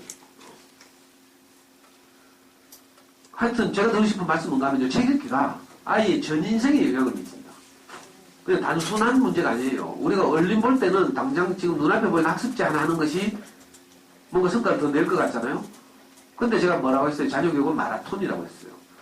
마라톤 같으면 코스를 답사해야 돼요. 제가 지금 코스 답사한 이야기 쭉 하는 거예요. 제가 아이를 쭉 키워보고 또 주변에 많은 아이들의 사례를 보고 당장 눈앞에 보이는 눈높이 국어를 하는 것보다 눈높이 국어 빨리 끊고 또 소위 말해서 책 빌려 읽는 것이 훨씬 아이에게 유익하다. 그러니까 눈앞에 보이는 작은 현찰을 택할 것인가, 그죠? 장기적으로 보고 아이의 생각하는 힘을 키워줄 것인가, 이 문제죠. 그리고 또 하나 부탁하고 싶은 것이 책 읽기를 하려면 여유가 있어야 돼요. 책을 읽을 여유. 근데 많은 엄마들이 피아노 학원 갔다가 1시간 있으면 태권도 학원 가야 되는데 그 사이에 책을 읽어라 이렇게 해요. 이건요, 책 읽기를 또 하나의 과목으로 만들어버리는 거예요. 대부분 엄마들이 이렇게 하더라고. 짬을 이용해서 책을 읽어라. 이건 책 읽기가 안 돼요. 왜냐하면 책 읽기는 게임하고 달라서 게임은 시작하자마자 재미가 있어요. 근데 책 읽기는 재미를 느끼는데 한참 걸려요. 책의 첫 페이지를 넘겨서부터 이렇게 읽어 나가다가 뭔가 몰입돼야 되잖아요. 그런데 많은 시간이 걸려요. 그래서 책 읽기는 여유가 있어야 되고, 그래서 책 읽기를 어떻게 해야 되는가 하면 사실은 저녁 먹고 나서 저녁을 물린 다음에 거실에 모여서 가족들이 서로 자기 책을 읽거나 이렇게 거실에서 책을 읽는 문화, 거실에서 보드게임을 하는 문화 이런 걸 만들어야 돼요. 그리고 저학년들은 특히 중요한 게 엄마들이 책을 읽어줘야 돼요. 엄마들이 많이 하는 실수 중에 하나가 니는 이제 한글 아니까 책을 읽어. 네가 알아서 읽어 이렇게 한다니까. 그러면 애들이 책 읽기에 부담을 느끼게 돼요. 왜냐하면 한글을 겨우 안다고 책 읽는 건 아니거든요. 책 읽으면 저자의 의도도 알아야 되고요. 뭐 그 책이 주는 배경 분위기 이런 것도 느껴가면서 읽어야 되고 뭐 이런데 행간에 숨은 뜻도 찾아내야 되죠. 우리가 영어 알파벳도 알지만 영어책 못 읽잖아요. 그렇다니까. 근데 대부분 엄마들이 니는 한글 아니까 이제 네가 읽어 이렇게 한다니까. 그게 아니고 아이들이 내게서 책을 뺏어갈 때까지 내가 읽어줘야 돼요. 자, 엄마들이 목 아프죠? 설거지도 해야 되죠? 그럼 어떻게 해요? 아빠 도움을 받아야지. 그리고 글밥 많은 책 읽지 말고요. 사치스럽게 뭐 글밥 많은 책 자꾸 찾지 말고 뭐예요? 그림책 합니다. 그림책. 그림책은 유아틱한 것도 있지만 사실은 초등학생들 얼마든지 갖고 놀만한 좋은 그림책들이 많아요. 주제의식도 있고 많은 자극을 주는 이런 좋은 그림책들이 요즘 막 쏟아져 나오고 있어요. 그러니까 글밥이 많이 없으니까 일단 엄마가 읽어줄 만하고, 그죠? 그리고 또 아빠의 도움도 받고 이러면 그림책을 가지고 초등학교 저학년이죠. 얼마든지 그림책을 가지고 아이들 책의 세계로 인도할 수 있어요. 실제로 옛날에 그 KBS 다큐멘터리 교육 대기획 10부작 다큐멘터리 한 적이 있어요. 4년 5년 전에 학교랑 무엇인가 다큐멘터리 한 적인데 거기 7부작에 보면 이거예요. 책 읽어주기가 그 아이의 책 읽기를 좌우한다. 이거 여러분들 뭐 다운로드 받으시는 사이트도 가보면 실제로 동영상이 있어요. 책 읽어주기가 책 읽기를 좌우한다. 그래서 아이들이 엄마가 읽어준 책을 계속 들으면 학교생활 잘하는 거예요. 특히 저학년 때, 1, 2학년 때는 선생님 말귀를 잘 알아들어야 되는데 엄마가 하는 말, 읽어주는 말을 많이 들은 아이들이 선생님 말도 잘 알아들어요. 어른들의 말을 이해하기 쉬운 거죠. 1, 2학년 때 학교에서 시험 치면 틀리는 이유가요. 대부분이 말귀를 못 알아들어서 틀려. 난이도가 높아서 틀린 게 아니에요.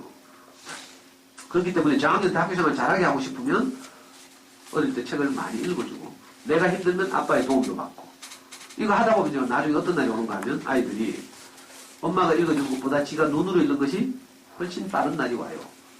그러면 엄마한테서 책을 뺏어가게 돼 있어요. 엄마 이제 내가 읽을게 이렇게. 그렇더라도 좀 더 읽어주는 게 좋고요. 그러니까 이 네 가지를 꼭 생각하시면 좋겠고 책을 사시는 게 좋은데 또 여러분들이 뭐 가정 형편도 생각해야 되니까 이건 내가 강조를 못하겠어요. 옛날에는 제가 책을 반드시 사라고 말했어요. 좋은 어린이책이 아이 손 닿는 곳이 항상 있어야 언제 책 읽을 마음이 생길지 몰라요. 근데 책 읽을 마음인데 책이 없어. 그러면 그냥 사라지는 거죠. 이게 그냥 스쳐 지나가죠. 순식간에. 도서관이라도 잘 활용하시면 좋겠고요.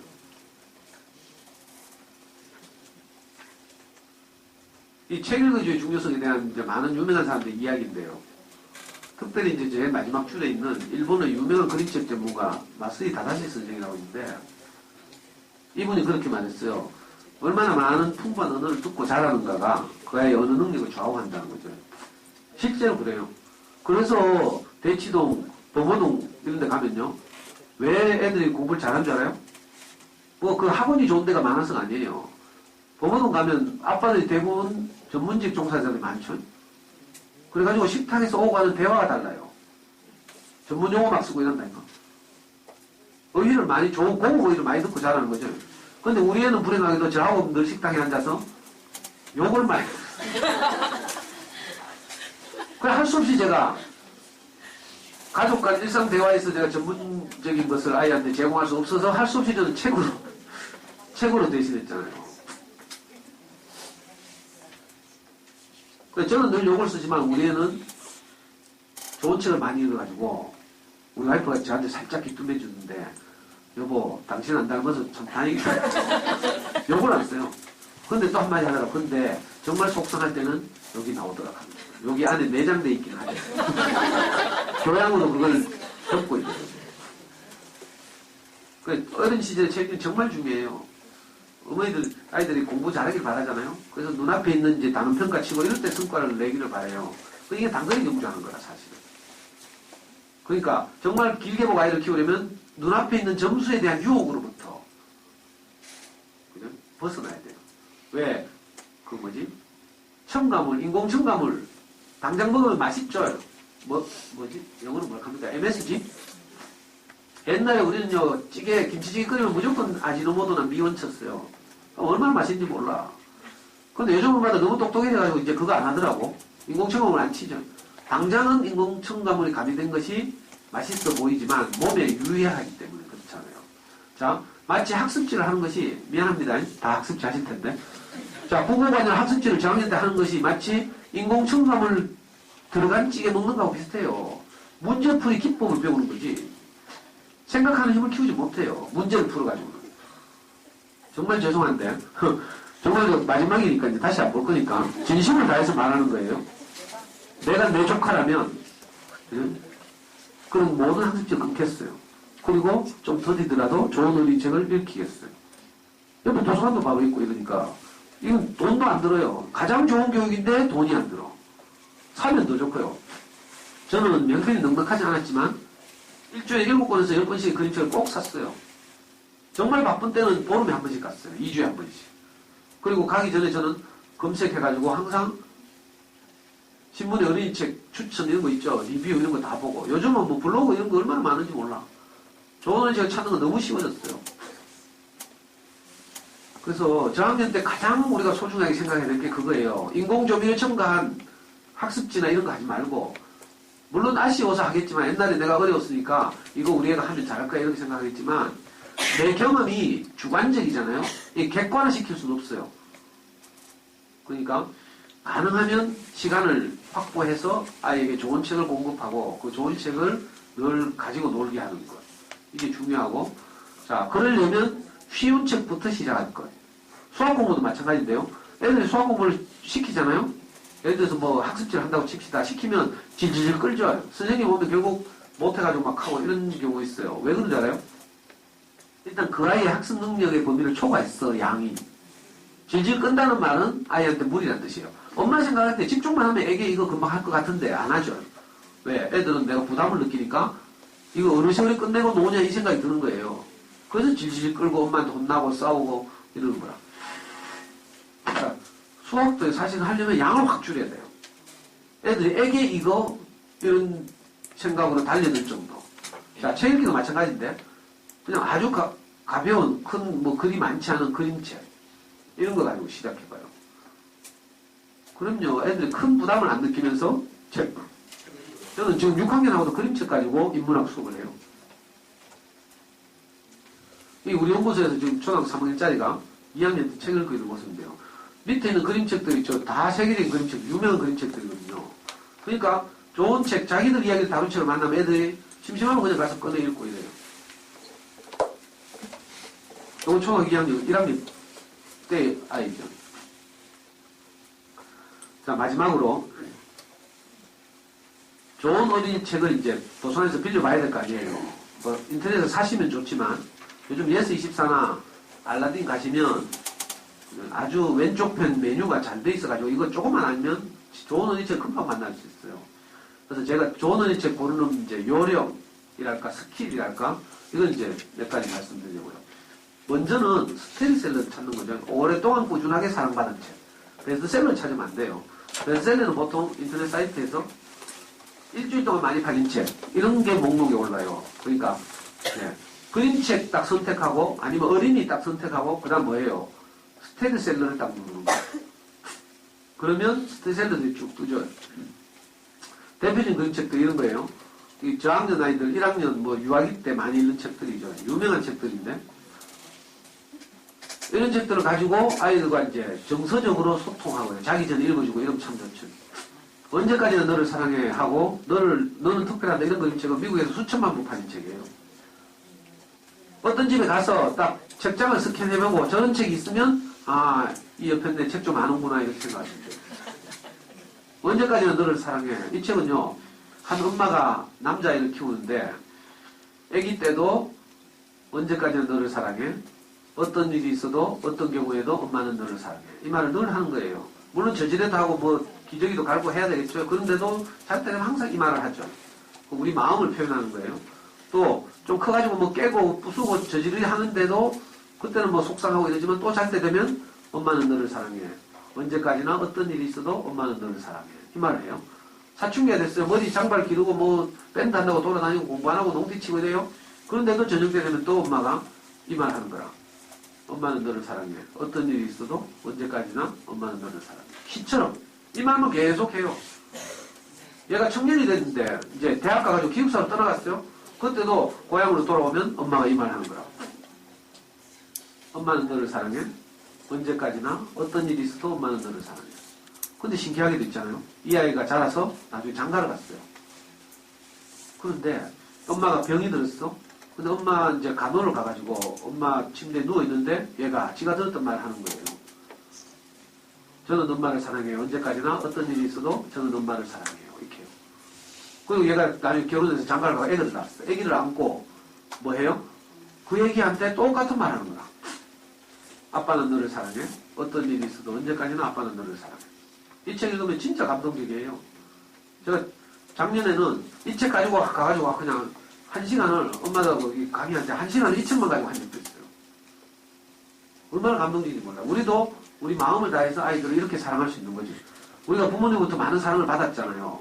그런데 그 사랑을 갚을 길이 없어요. 근데 우리가 아이를 키우면서 아이를 재울 때 되면 또 아이에게 어떤 일이 생기면 내가 이상하게 부모님으로부터 받은 사랑이 생각나죠. 제가 우리 아이를 군대에 보내게 됐는데 몇 년, 3년 전에 우리 아이가 해경에 지원해가지고 카츄사 추첨회가 떨어지고 해경에 지원했어요. 진해 해군 훈련소에 이제 입소를 하게 됐어요. 송별을 한다고 이제 제 강의 듣고 이제 이웃이 된 이모들 7명, 8명하고 두 차로 이제 우리 애 데리고 이제 진해 해군 훈련소 갔잖아요. 근데 요즘 엄마들은 안 울더라. 내 군대 갔는데. 우리 아이고 안 울어요. 근데 저만 철조망 붙잡고 울어 통곡을. 그날 비는 처적처적 내리죠. 애가 군대 가서 고생할 생각을 하니까 내가 군대 가서 고생할 생각이 나서 막 철조망 붙들고 울었잖아요. 왜 그런지 알아요? 사실 우리 애가 군대 간다고 내 철조망 붙들고 울었지만 내 군대 갈 때 우리 엄마가 하던 게 생각나는 거야. 제가 군대 갈 때 대구 시민운동장에 모여서 대구역에 가서 기차를 타고 논산에 갔거든요. 근데 그때 제가 사귀던 여학생이 있었어. 그리고 엄마가 있고 내한테 배웅 나올 만한 사람은 요 두 인간밖에 없어. 근데 내가 헤어지는 게 너무 슬프잖아요. 그래가지고 두 사람한테 각각 절대로 배웅 나오지 말라고 말했어요. 그리고 제가 대구 시민운동장에 집합을 했는데 머리 빡빡 깎고 가시나 이건 진짜 안 나왔더라고. 얘가 지금 유명해져서 대구 YMCA 사무총장 하고 있어요. 옛날 얘는 진짜 안 나왔어. 같은 교회에 다니거든. 내보고 오빠 하고 옥수수 치는 내인 그 당시에. 근데 엄마는 서문시장에서 그때 뭐 있는가 하면 서문시장 지하에 가면 약밥 만들어 팔고 김밥 말아서 팔고 이런 식당이 있죠. 식당가. 거기서 이제 일했어요. 원래 섬유공장 다녔는데 이제 나이 드셔가지고 눈에 실이 안 보여서 실을 종강에 끼우는 거 이걸 해야 되는데 그게 안 보여가지고 이제 서문시장 지하 식당에 취직해서 일주일에 얼마씩 돈을 받아서 우리 키우고 있었는데 실제로 엄마는 시민운동장 정문 앞에 나와 있어요. 안에 못 들어오고 그 장정들이 쫙 집합해가지고 줄 서가지고 이제 대구역으로 가는 거예요. 그러니까 엄마가 그 대열을 따라서 계속 대구역까지 오면서 울더라고. 손수건 눈물 훔치면서. 그때 제가 우리 애를 군대 보낼 때가 되니까 갑자기 엄마가 나를 어떻게 사랑했는지가 생각나는 거예요. 그래가지고 철주먹부터 내가 통곡을 하는 거 있잖아요. 이렇게 우리가 받은 사랑을 사실은 되갚기는 어렵고요. 부모님부터 받은 사랑을 우리가 자식들에게 다시 그 사랑을 표현하면서 사는 거죠. 그러면 이게 은혜를 갚는 거예요. 내리사랑이라고 하죠. 내리사랑. 그러니까 여러분들도 너무 이렇게 받은 은혜를 다 갚을 생각하지 말고요. 우리 아이들을 그렇게 사랑하면 돼요. 우리가 받은 사랑으로 다시 우리 아이들을 사랑하는 거죠. 그걸 깨우치는 아주 좋은 그림책이 언제까지나 너를 사랑해. 구름빵 알죠? 네. 구름빵은 이제 나온 지 한 10년 남짓 됐는데 강아지똥 같은 건 워낙 오래돼가지고 우리나라 그림책으로 최초로 100만 부 이상 팔린 책이 강아지똥이에요. 자, 근데 구름빵은 이제 젊은 작가가 만들었죠. 백희나라고.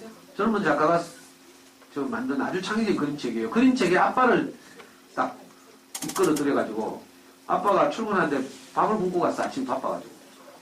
그래서 우리 애들이 아빠 회사로 빵 들고 가는 거죠. 하여튼 창의적인 아이디어를 가지고 그림책을 만들고 세계적인 상 받았어요. 이것도 100만 부 이상 팔렸죠. 이런 그림책. 자, 예를 들어서 강아지 똥이 유명한 그림책이죠. 어떤 존재도 소중하니까 강아지 똥처럼 다 피해가는 그런 것도 민들레 꽃을 피우는데 아주 요긴하게 쓰인다 이거예요. 그러니까 어떤 사람도 소중하다 이거죠. 그걸 이제 아이들에게 이렇게 가르치지 않으면서 알게 하는 그런 좋은 그림책인데 강아지 똥이 어디서 나왔는가 하면 길벗 어린이라는 출판사에서 나왔어요. 그러면 길벗 어린이에서는 좋은 어린이책을 만들어내는구나. 이렇게 하고 길벗 어린이 책들을 따라가면 돼요. 초등 저학년 아이들이 정말 좋아하는 책 가운데 지원이와 병간이 시리즈라고 있어요. 이게 길벗 어린이에서 나왔거든요. 길벗 어린이 편집 주관이 고대영 씨라고 있는데 이 양반이 만든 책이에요. 지원이와 병간이 시리즈 보면 손톱 깨물기, 용돈 주세요, 지하철을 타고서 뭐 이런 기타 등등의 책들인데 이게 길벗 어린이에서 다 나왔거든요. 그러니까 이렇게 출판사를 따라가시면 되죠. 구름빵을 보면서 백희나라는 작가가 정말 좋은 책을 만드는구나. 그럼 백희나를 따라가면 돼요. 백희나가 쓴 다른 그림책 가운데 유명한 게 장수탕 선전이라고 있어요. 동네 목욕탕에 이상한 할매가 뭐 요구르트 가지고 뭐 어쩌고 저쩌고 하는 이런 이야기인데 애들이 정말 좋아하거든요. 이런 식으로 이제 책 고르기를 확산시켜 나가면 되죠. 자, 나쁜 어린이표가 있어요. 아까 말씀드린 지금 황선미가 지었어요. 아, 황선미라는 작가는 어린이책 시장에서 아주 유명한 작가구나. 이렇게 생각하시면 돼요. 그럼 황선미가 지금 다른 책, 마당을 나온 암탉. 유명하죠. 애니메이션으로 만들어졌어요. 그렇게 따라가시면 돼요. 내 짝꿍치 형제라는 책이 있어요. 저 책은 최인선이라는 여자가 만들었어요. 이 유명한 여자거든요. 그럼 최인선이라는 작가가 쓴 다른 그림책을 따라가면 되죠. 아니면 출판사예요. 나쁜 어린이표는 웅진준이요. 내 짝꿍치 형제는 재미마주라는 출판사에서 나왔어요. 학교 도서실에 가면 이런 책 다 있거든요. 아, 저렇게 따라가면 쉽게 책을 그냥 고를 수 있어요. 꼭 다 읽어보고 고르려고 하지 말고요. 신뢰할 만한 출판사에서 나오는 책들은 대부분 아이들이 읽으면 좋아할 가능성이 아주 높다. 이렇게 따라가면 초등 저학년들 책 읽기에 대해서 너무 어려워하지 않아도 돼요. 자, 제가 들리게 말해보세요. 내가 말해줄게요. 뭐 궁금한데요? 안 보이죠? 출판사 안 보이죠? 그래서 내 앞자리 나오라 했는데. 자, 늑대가 들려주는 아기들이 삼형제 이야기. 이건 존 세스카라는 분이 그린 그림책인데, 보림에서 나왔어요. 아, 보림은 좋은 책을 만드는구나. 이렇게 생각하시면 되죠. 저 굉장히 재밌어요. 보통 늑대 이야기는, 아기돼지 삼형제 이야기는 대부분 늑대는 나쁜 놈이고, 아기돼지 착하잖아요? 근데 이건 늑대 입장에서 하는 거라. 늑대가 엄마 심부름으로 돼지 집에 뭘 빌리러 갔어. 근데 갑자기 세 번째 돼지 집 앞에서 재채기가 심하게 나와가지고, 재채기를 했는데, 애기 세 번째 돼지가 지푸라기로 집을 만들었어. 근데 재채기 때문에 집이 무너졌잖아요. 그래가지고 애기 돼지 세 번째 돼지 걱정돼가지고 막 무너진 집더미 위를 막 뒤져보니까 웬 돼지 햄이 하나 있더라고. 그래 그냥 먹었대. 그 늑대는 아무 잘못도 없는 거죠. 자, 이런 이야기 정말 창의적으로 만든 유명한 그림책, 세계적인 그림책이에요. 여기 종이공주 공주 있죠. 자, 이건 준혁예명사에서 나왔나? 종이공주 공주는 전통적으로 공주하면 분홍색 드레스 입고 이쁘고 악당에 납치돼 있고 왕자가 나타나서 구해주고 이거죠. 자, 이 종이공주 공주는 이걸 반대로 완전히 뒤집었어요. 왕자가 납치돼 있어. 그리고 공주가 구하려는데 공주는 안 예뻐. 그리고 분홍색 드레스가 아니라 종이봉지를 뒤집어 쓰고 있어요. 천신만고 끝에 남성이 옷 다 찢어지고 이래가지고 막 악당 물리치고 왕자를 구해줬더니 왕자가 못생겼다고 지랄하는 거야. 그래가지고 종이봉지 공주 열받아가지고 왕자 확 차쁘고 지갈게 간다는 얘기예요. 여자애들이 이러면 좋겠죠. 보통 이게 은근하게 이 공주 이야기들이 이 남녀 차별을 조성하고, 그죠? 여자들은 이쁘고 분홍색 드레스 입고, 늘 이런 식으로 무언의 어떤 그게 이데올로기가 있어요. 그런데 이런 건 이제 그걸 완전히 뒤집고 정면으로 반박하는 아주 창의적이고 재밌는 책이에요.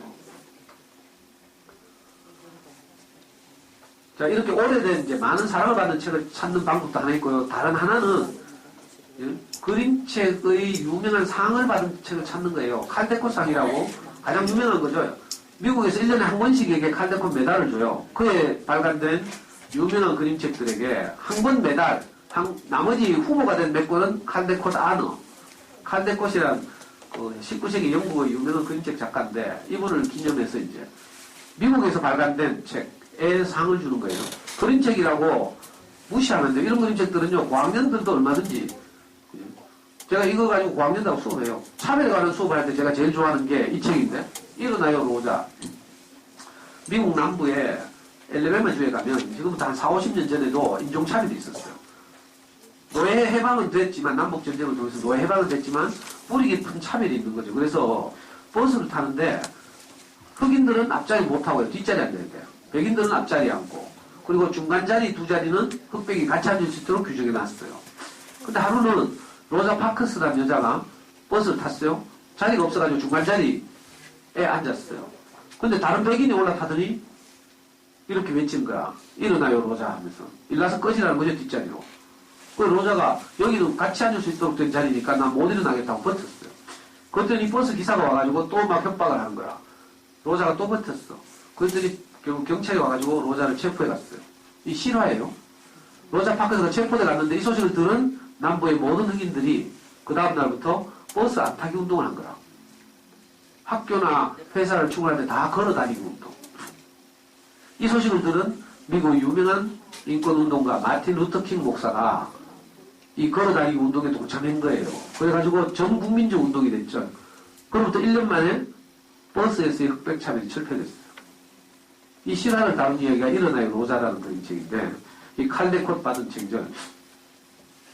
그러니까 고학년 아이들하고 제가 차별에 관한 수업할 때 일부러 이 책을 해요. 이건 흑백 차별이지만 우리 사회에서 보이지 않는 여러 가지 차별이 존재할 수 있죠. 그러니까 이런 그림책을 가지고 아이들이 직접 자극을 주고 사실은 역사에 대한 상식도 넓히고요. 이게 미국의 역사잖아요. 프레드릭 뭐야? 자, 위니를 찾아서 이건요 원래 칼데콘 메달을 받은 책이에요. 도서관에 없어요. 그러니까 나온 지 한 달도 안 된 책인데 원래 칼데콘 메달을 받은 책.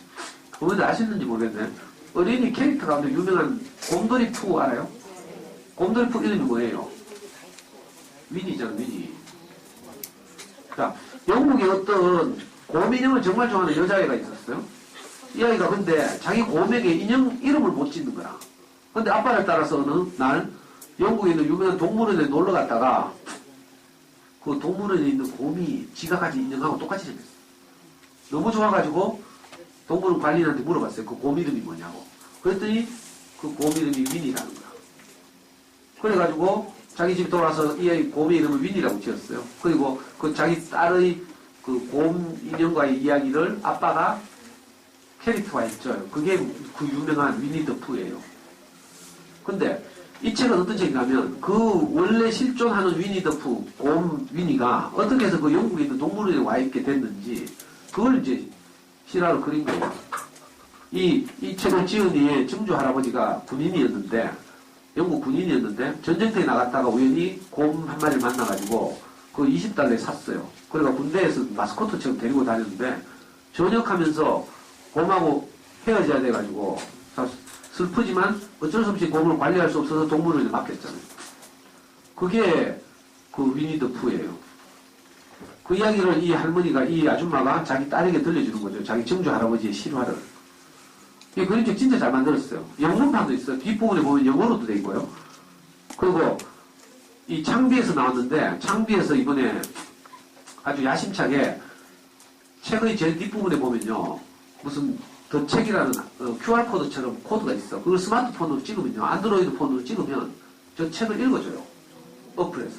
영어로도 읽어주고 우리말로도 읽어줘. 그래서 엄마표 영어를 하는 분들은 아주 좋죠, 이거.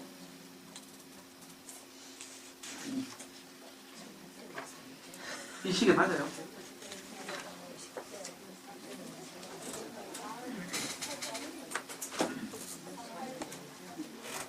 몇 분까지 해야 돼요?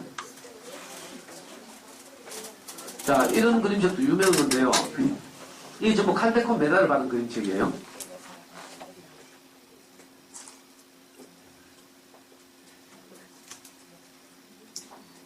자, 이거 알아요? 올리비아라고, 돼지. 유명한 캐릭터죠? 이게 제 첫 작품인데, 올리비아의 첫 작품이에요. 이게 칼데콘 받았어요. 이건 나온 지 몇 년 안 된 따끈따끈한 신간. 내 토끼 어디서 시리즈 지금 3권인가 나오는데, 억수로 애들이 좋아해요. 아빠한테서 정말 좋아하는 토끼 인형을 선물 받았는데, 이 토끼 인형을 자꾸 잊어버리는 거라. 하루는 학교 갔다가 다른 친구가 똑같은 인형을 가져왔네? 근데 애들은 똑같은 인형이라도 다른 줄 알아요. 근데 친구가 바꿔간 거야. 근데 새벽 3시쯤 자다가 갑자기 자기 인형 바뀌었던 사실을 깨달은 거야.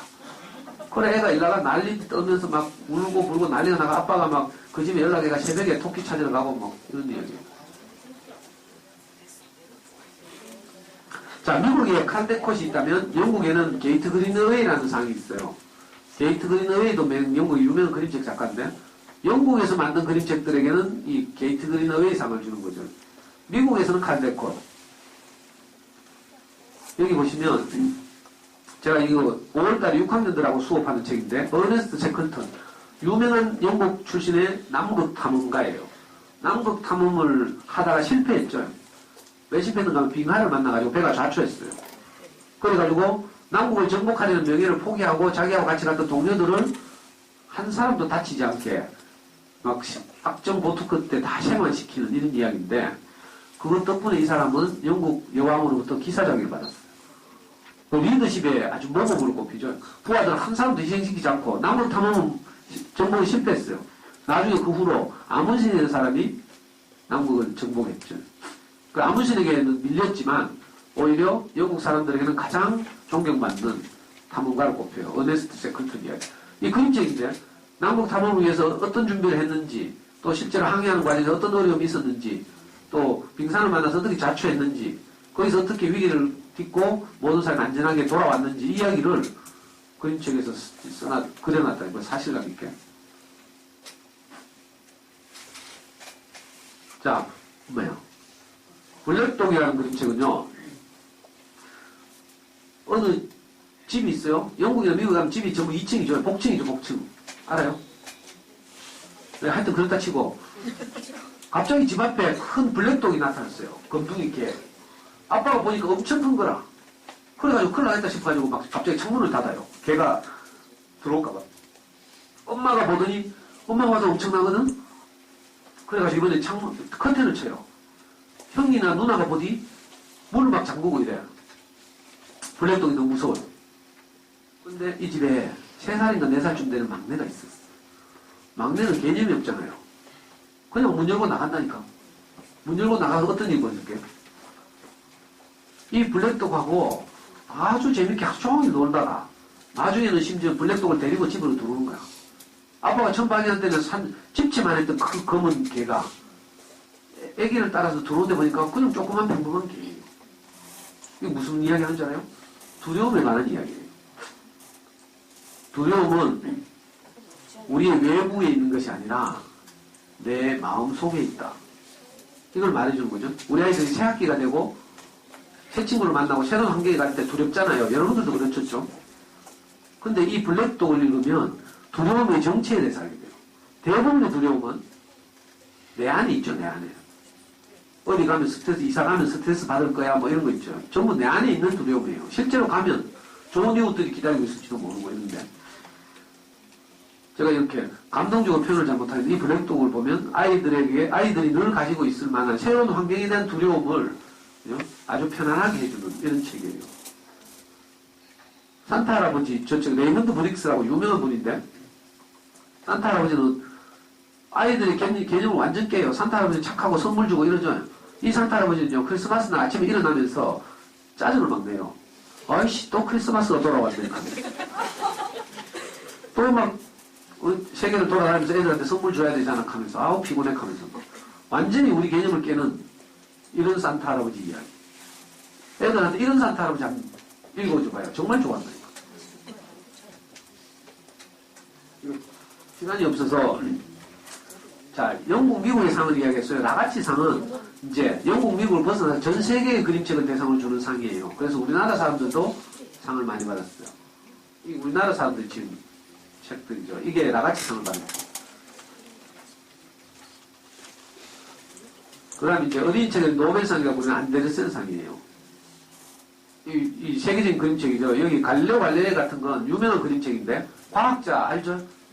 천주교가 세계를 지배하던 암흑 시기에 천주교에서 신봉하던 천동설을 부인하고 지동설을 주장했다가 처형당한 사람. 그 갈릴레오 갈릴레이 이야기를 다룬 그림책이에요.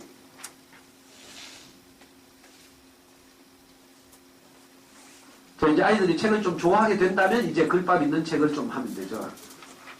이거 안데르센 상 받은 유명한 책이 이건 고학년쯤 돼야 있는 거죠. 삐삐 시리즈나 할리와 초콜릿 공장 마틸다 이런 거 이제 고학년 되면 엄마표 영화 하는 애들이 이거 전부 영화로 만들어진 거죠. 워낙 재밌고 유명해가지고 영화로 다 만들어졌어요.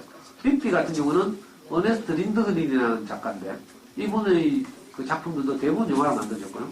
찰리와 초콜릿 공장 마틸다 이런 건 로알드 달이라는 분인데 이거 다 영화로 만들어졌어요. 엄마표 영화를 할 때 DVD 보여주게 해야 되잖아요.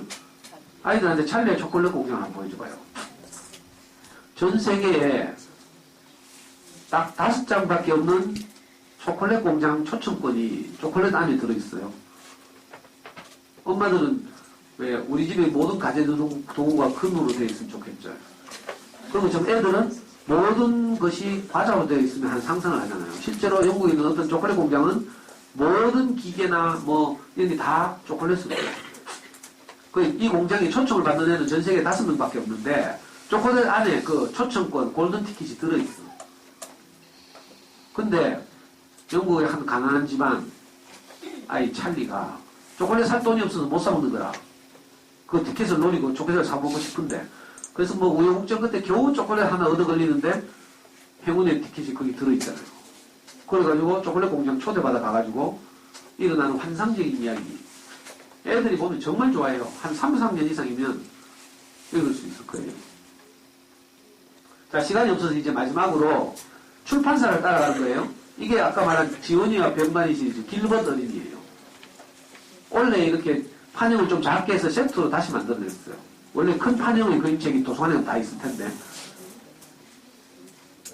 지금 8권인가 9권 있죠. 저 지원이와 병만이라는 아이를 주인공으로 해서 일상에서 일어날 법한 이야기들을 아주 재밌게 만들어내서 아이들이 정말 좋아해요. 자, 출판사가 어디라고요? 길벗 어린이. 예, 길벗 어린이 책들은 이 밖에도 많이 있어요. 아까 강한이통을 비롯해서 뭐 만인의 집, 소리의 추석 이야기 등등. 우리나라에서 그림책을 가장 많이 만들어내는, 좋은 그림책을 가장 많이 만들어내는 출판사가 1위 하면 비룡소. 비룡소는 우리나라 출판사들 중에 가장 큰 출판사 민음사예요, 민음사. 민음사의 어린이책 브랜드가 비룡소거든요. 그래서 비룡소에서 가장 그림책과 저학년 어린이책을 가장 많이 만드네요. 비룡소 1번, 2번 시공주니어, 3번 웅진주니어, 4번 길벗 어린이 이 정도 돼요. 자, 이게 길벗 어린이 책이에요. 여기 보시면 저학년 문고를 잘 만들어내는 여기 있죠. 이게 아까 내 짝꿍 체험대 시리즈로 유명한 학급 문고 시리즈예요. 출판사 이름은 재미마주. 저기 보면 애들 정말 좋아하는 게 뭔지 알아요? 내 짝꿍 체험대도 좋아하지만 그보다 더 재밌는 게 짜장, 짬뽕, 탕수육이가 책 있어요. 또 하나는 남자애들끼리 모여가지고 옛날에 초등학교 때 이런 거 많이 하는데 오줌 멀리 싸기 시합. 이런 책 있어요. 이런 책도 애들 정말 좋아하거든요. 자, 도서관에 가서 이렇게 쫙 모여있는 책도 있어요. 이건 전집이 아니거든요. 이렇게 쫙 모여있는 책이 있어요. 이건 어디 거예요? 비룡소 거예요. 어린이 책에서 1위 브랜드 비룡소. 비룡소의 저학년 문고 시리즈예요. 이건. 그림책이 아니고 그림도 물론 들어있지만 저학년 문고.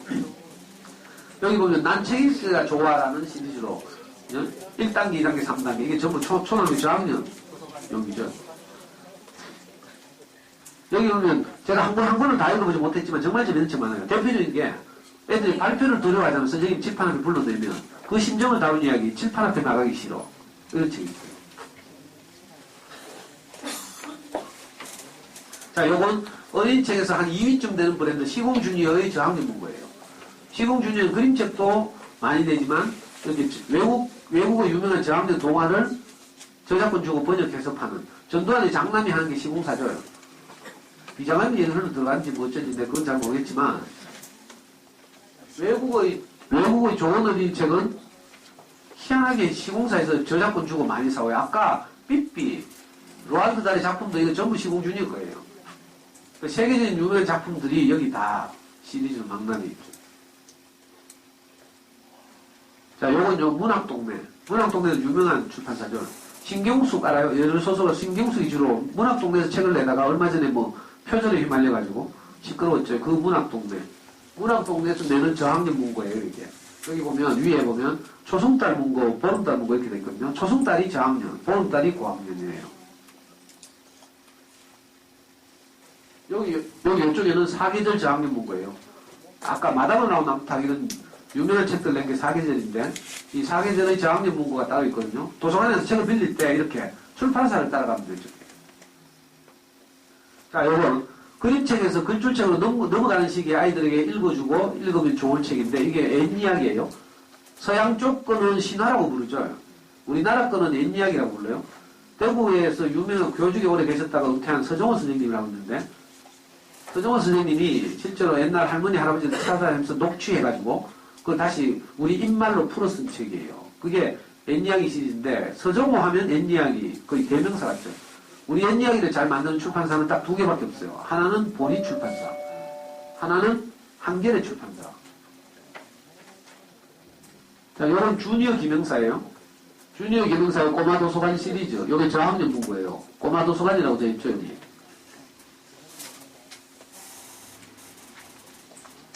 요건 웅진 주니어에서 나온 웅진 푸른 교실이에요, 요게. 아까 나쁜 어린이표 있죠? 일기 감추는 날, 초대받은 아이들, 뭐 이런 아이들의 실제로 학교에서 일어난 일들을 다룬 좋은 책들이 많이 나오죠.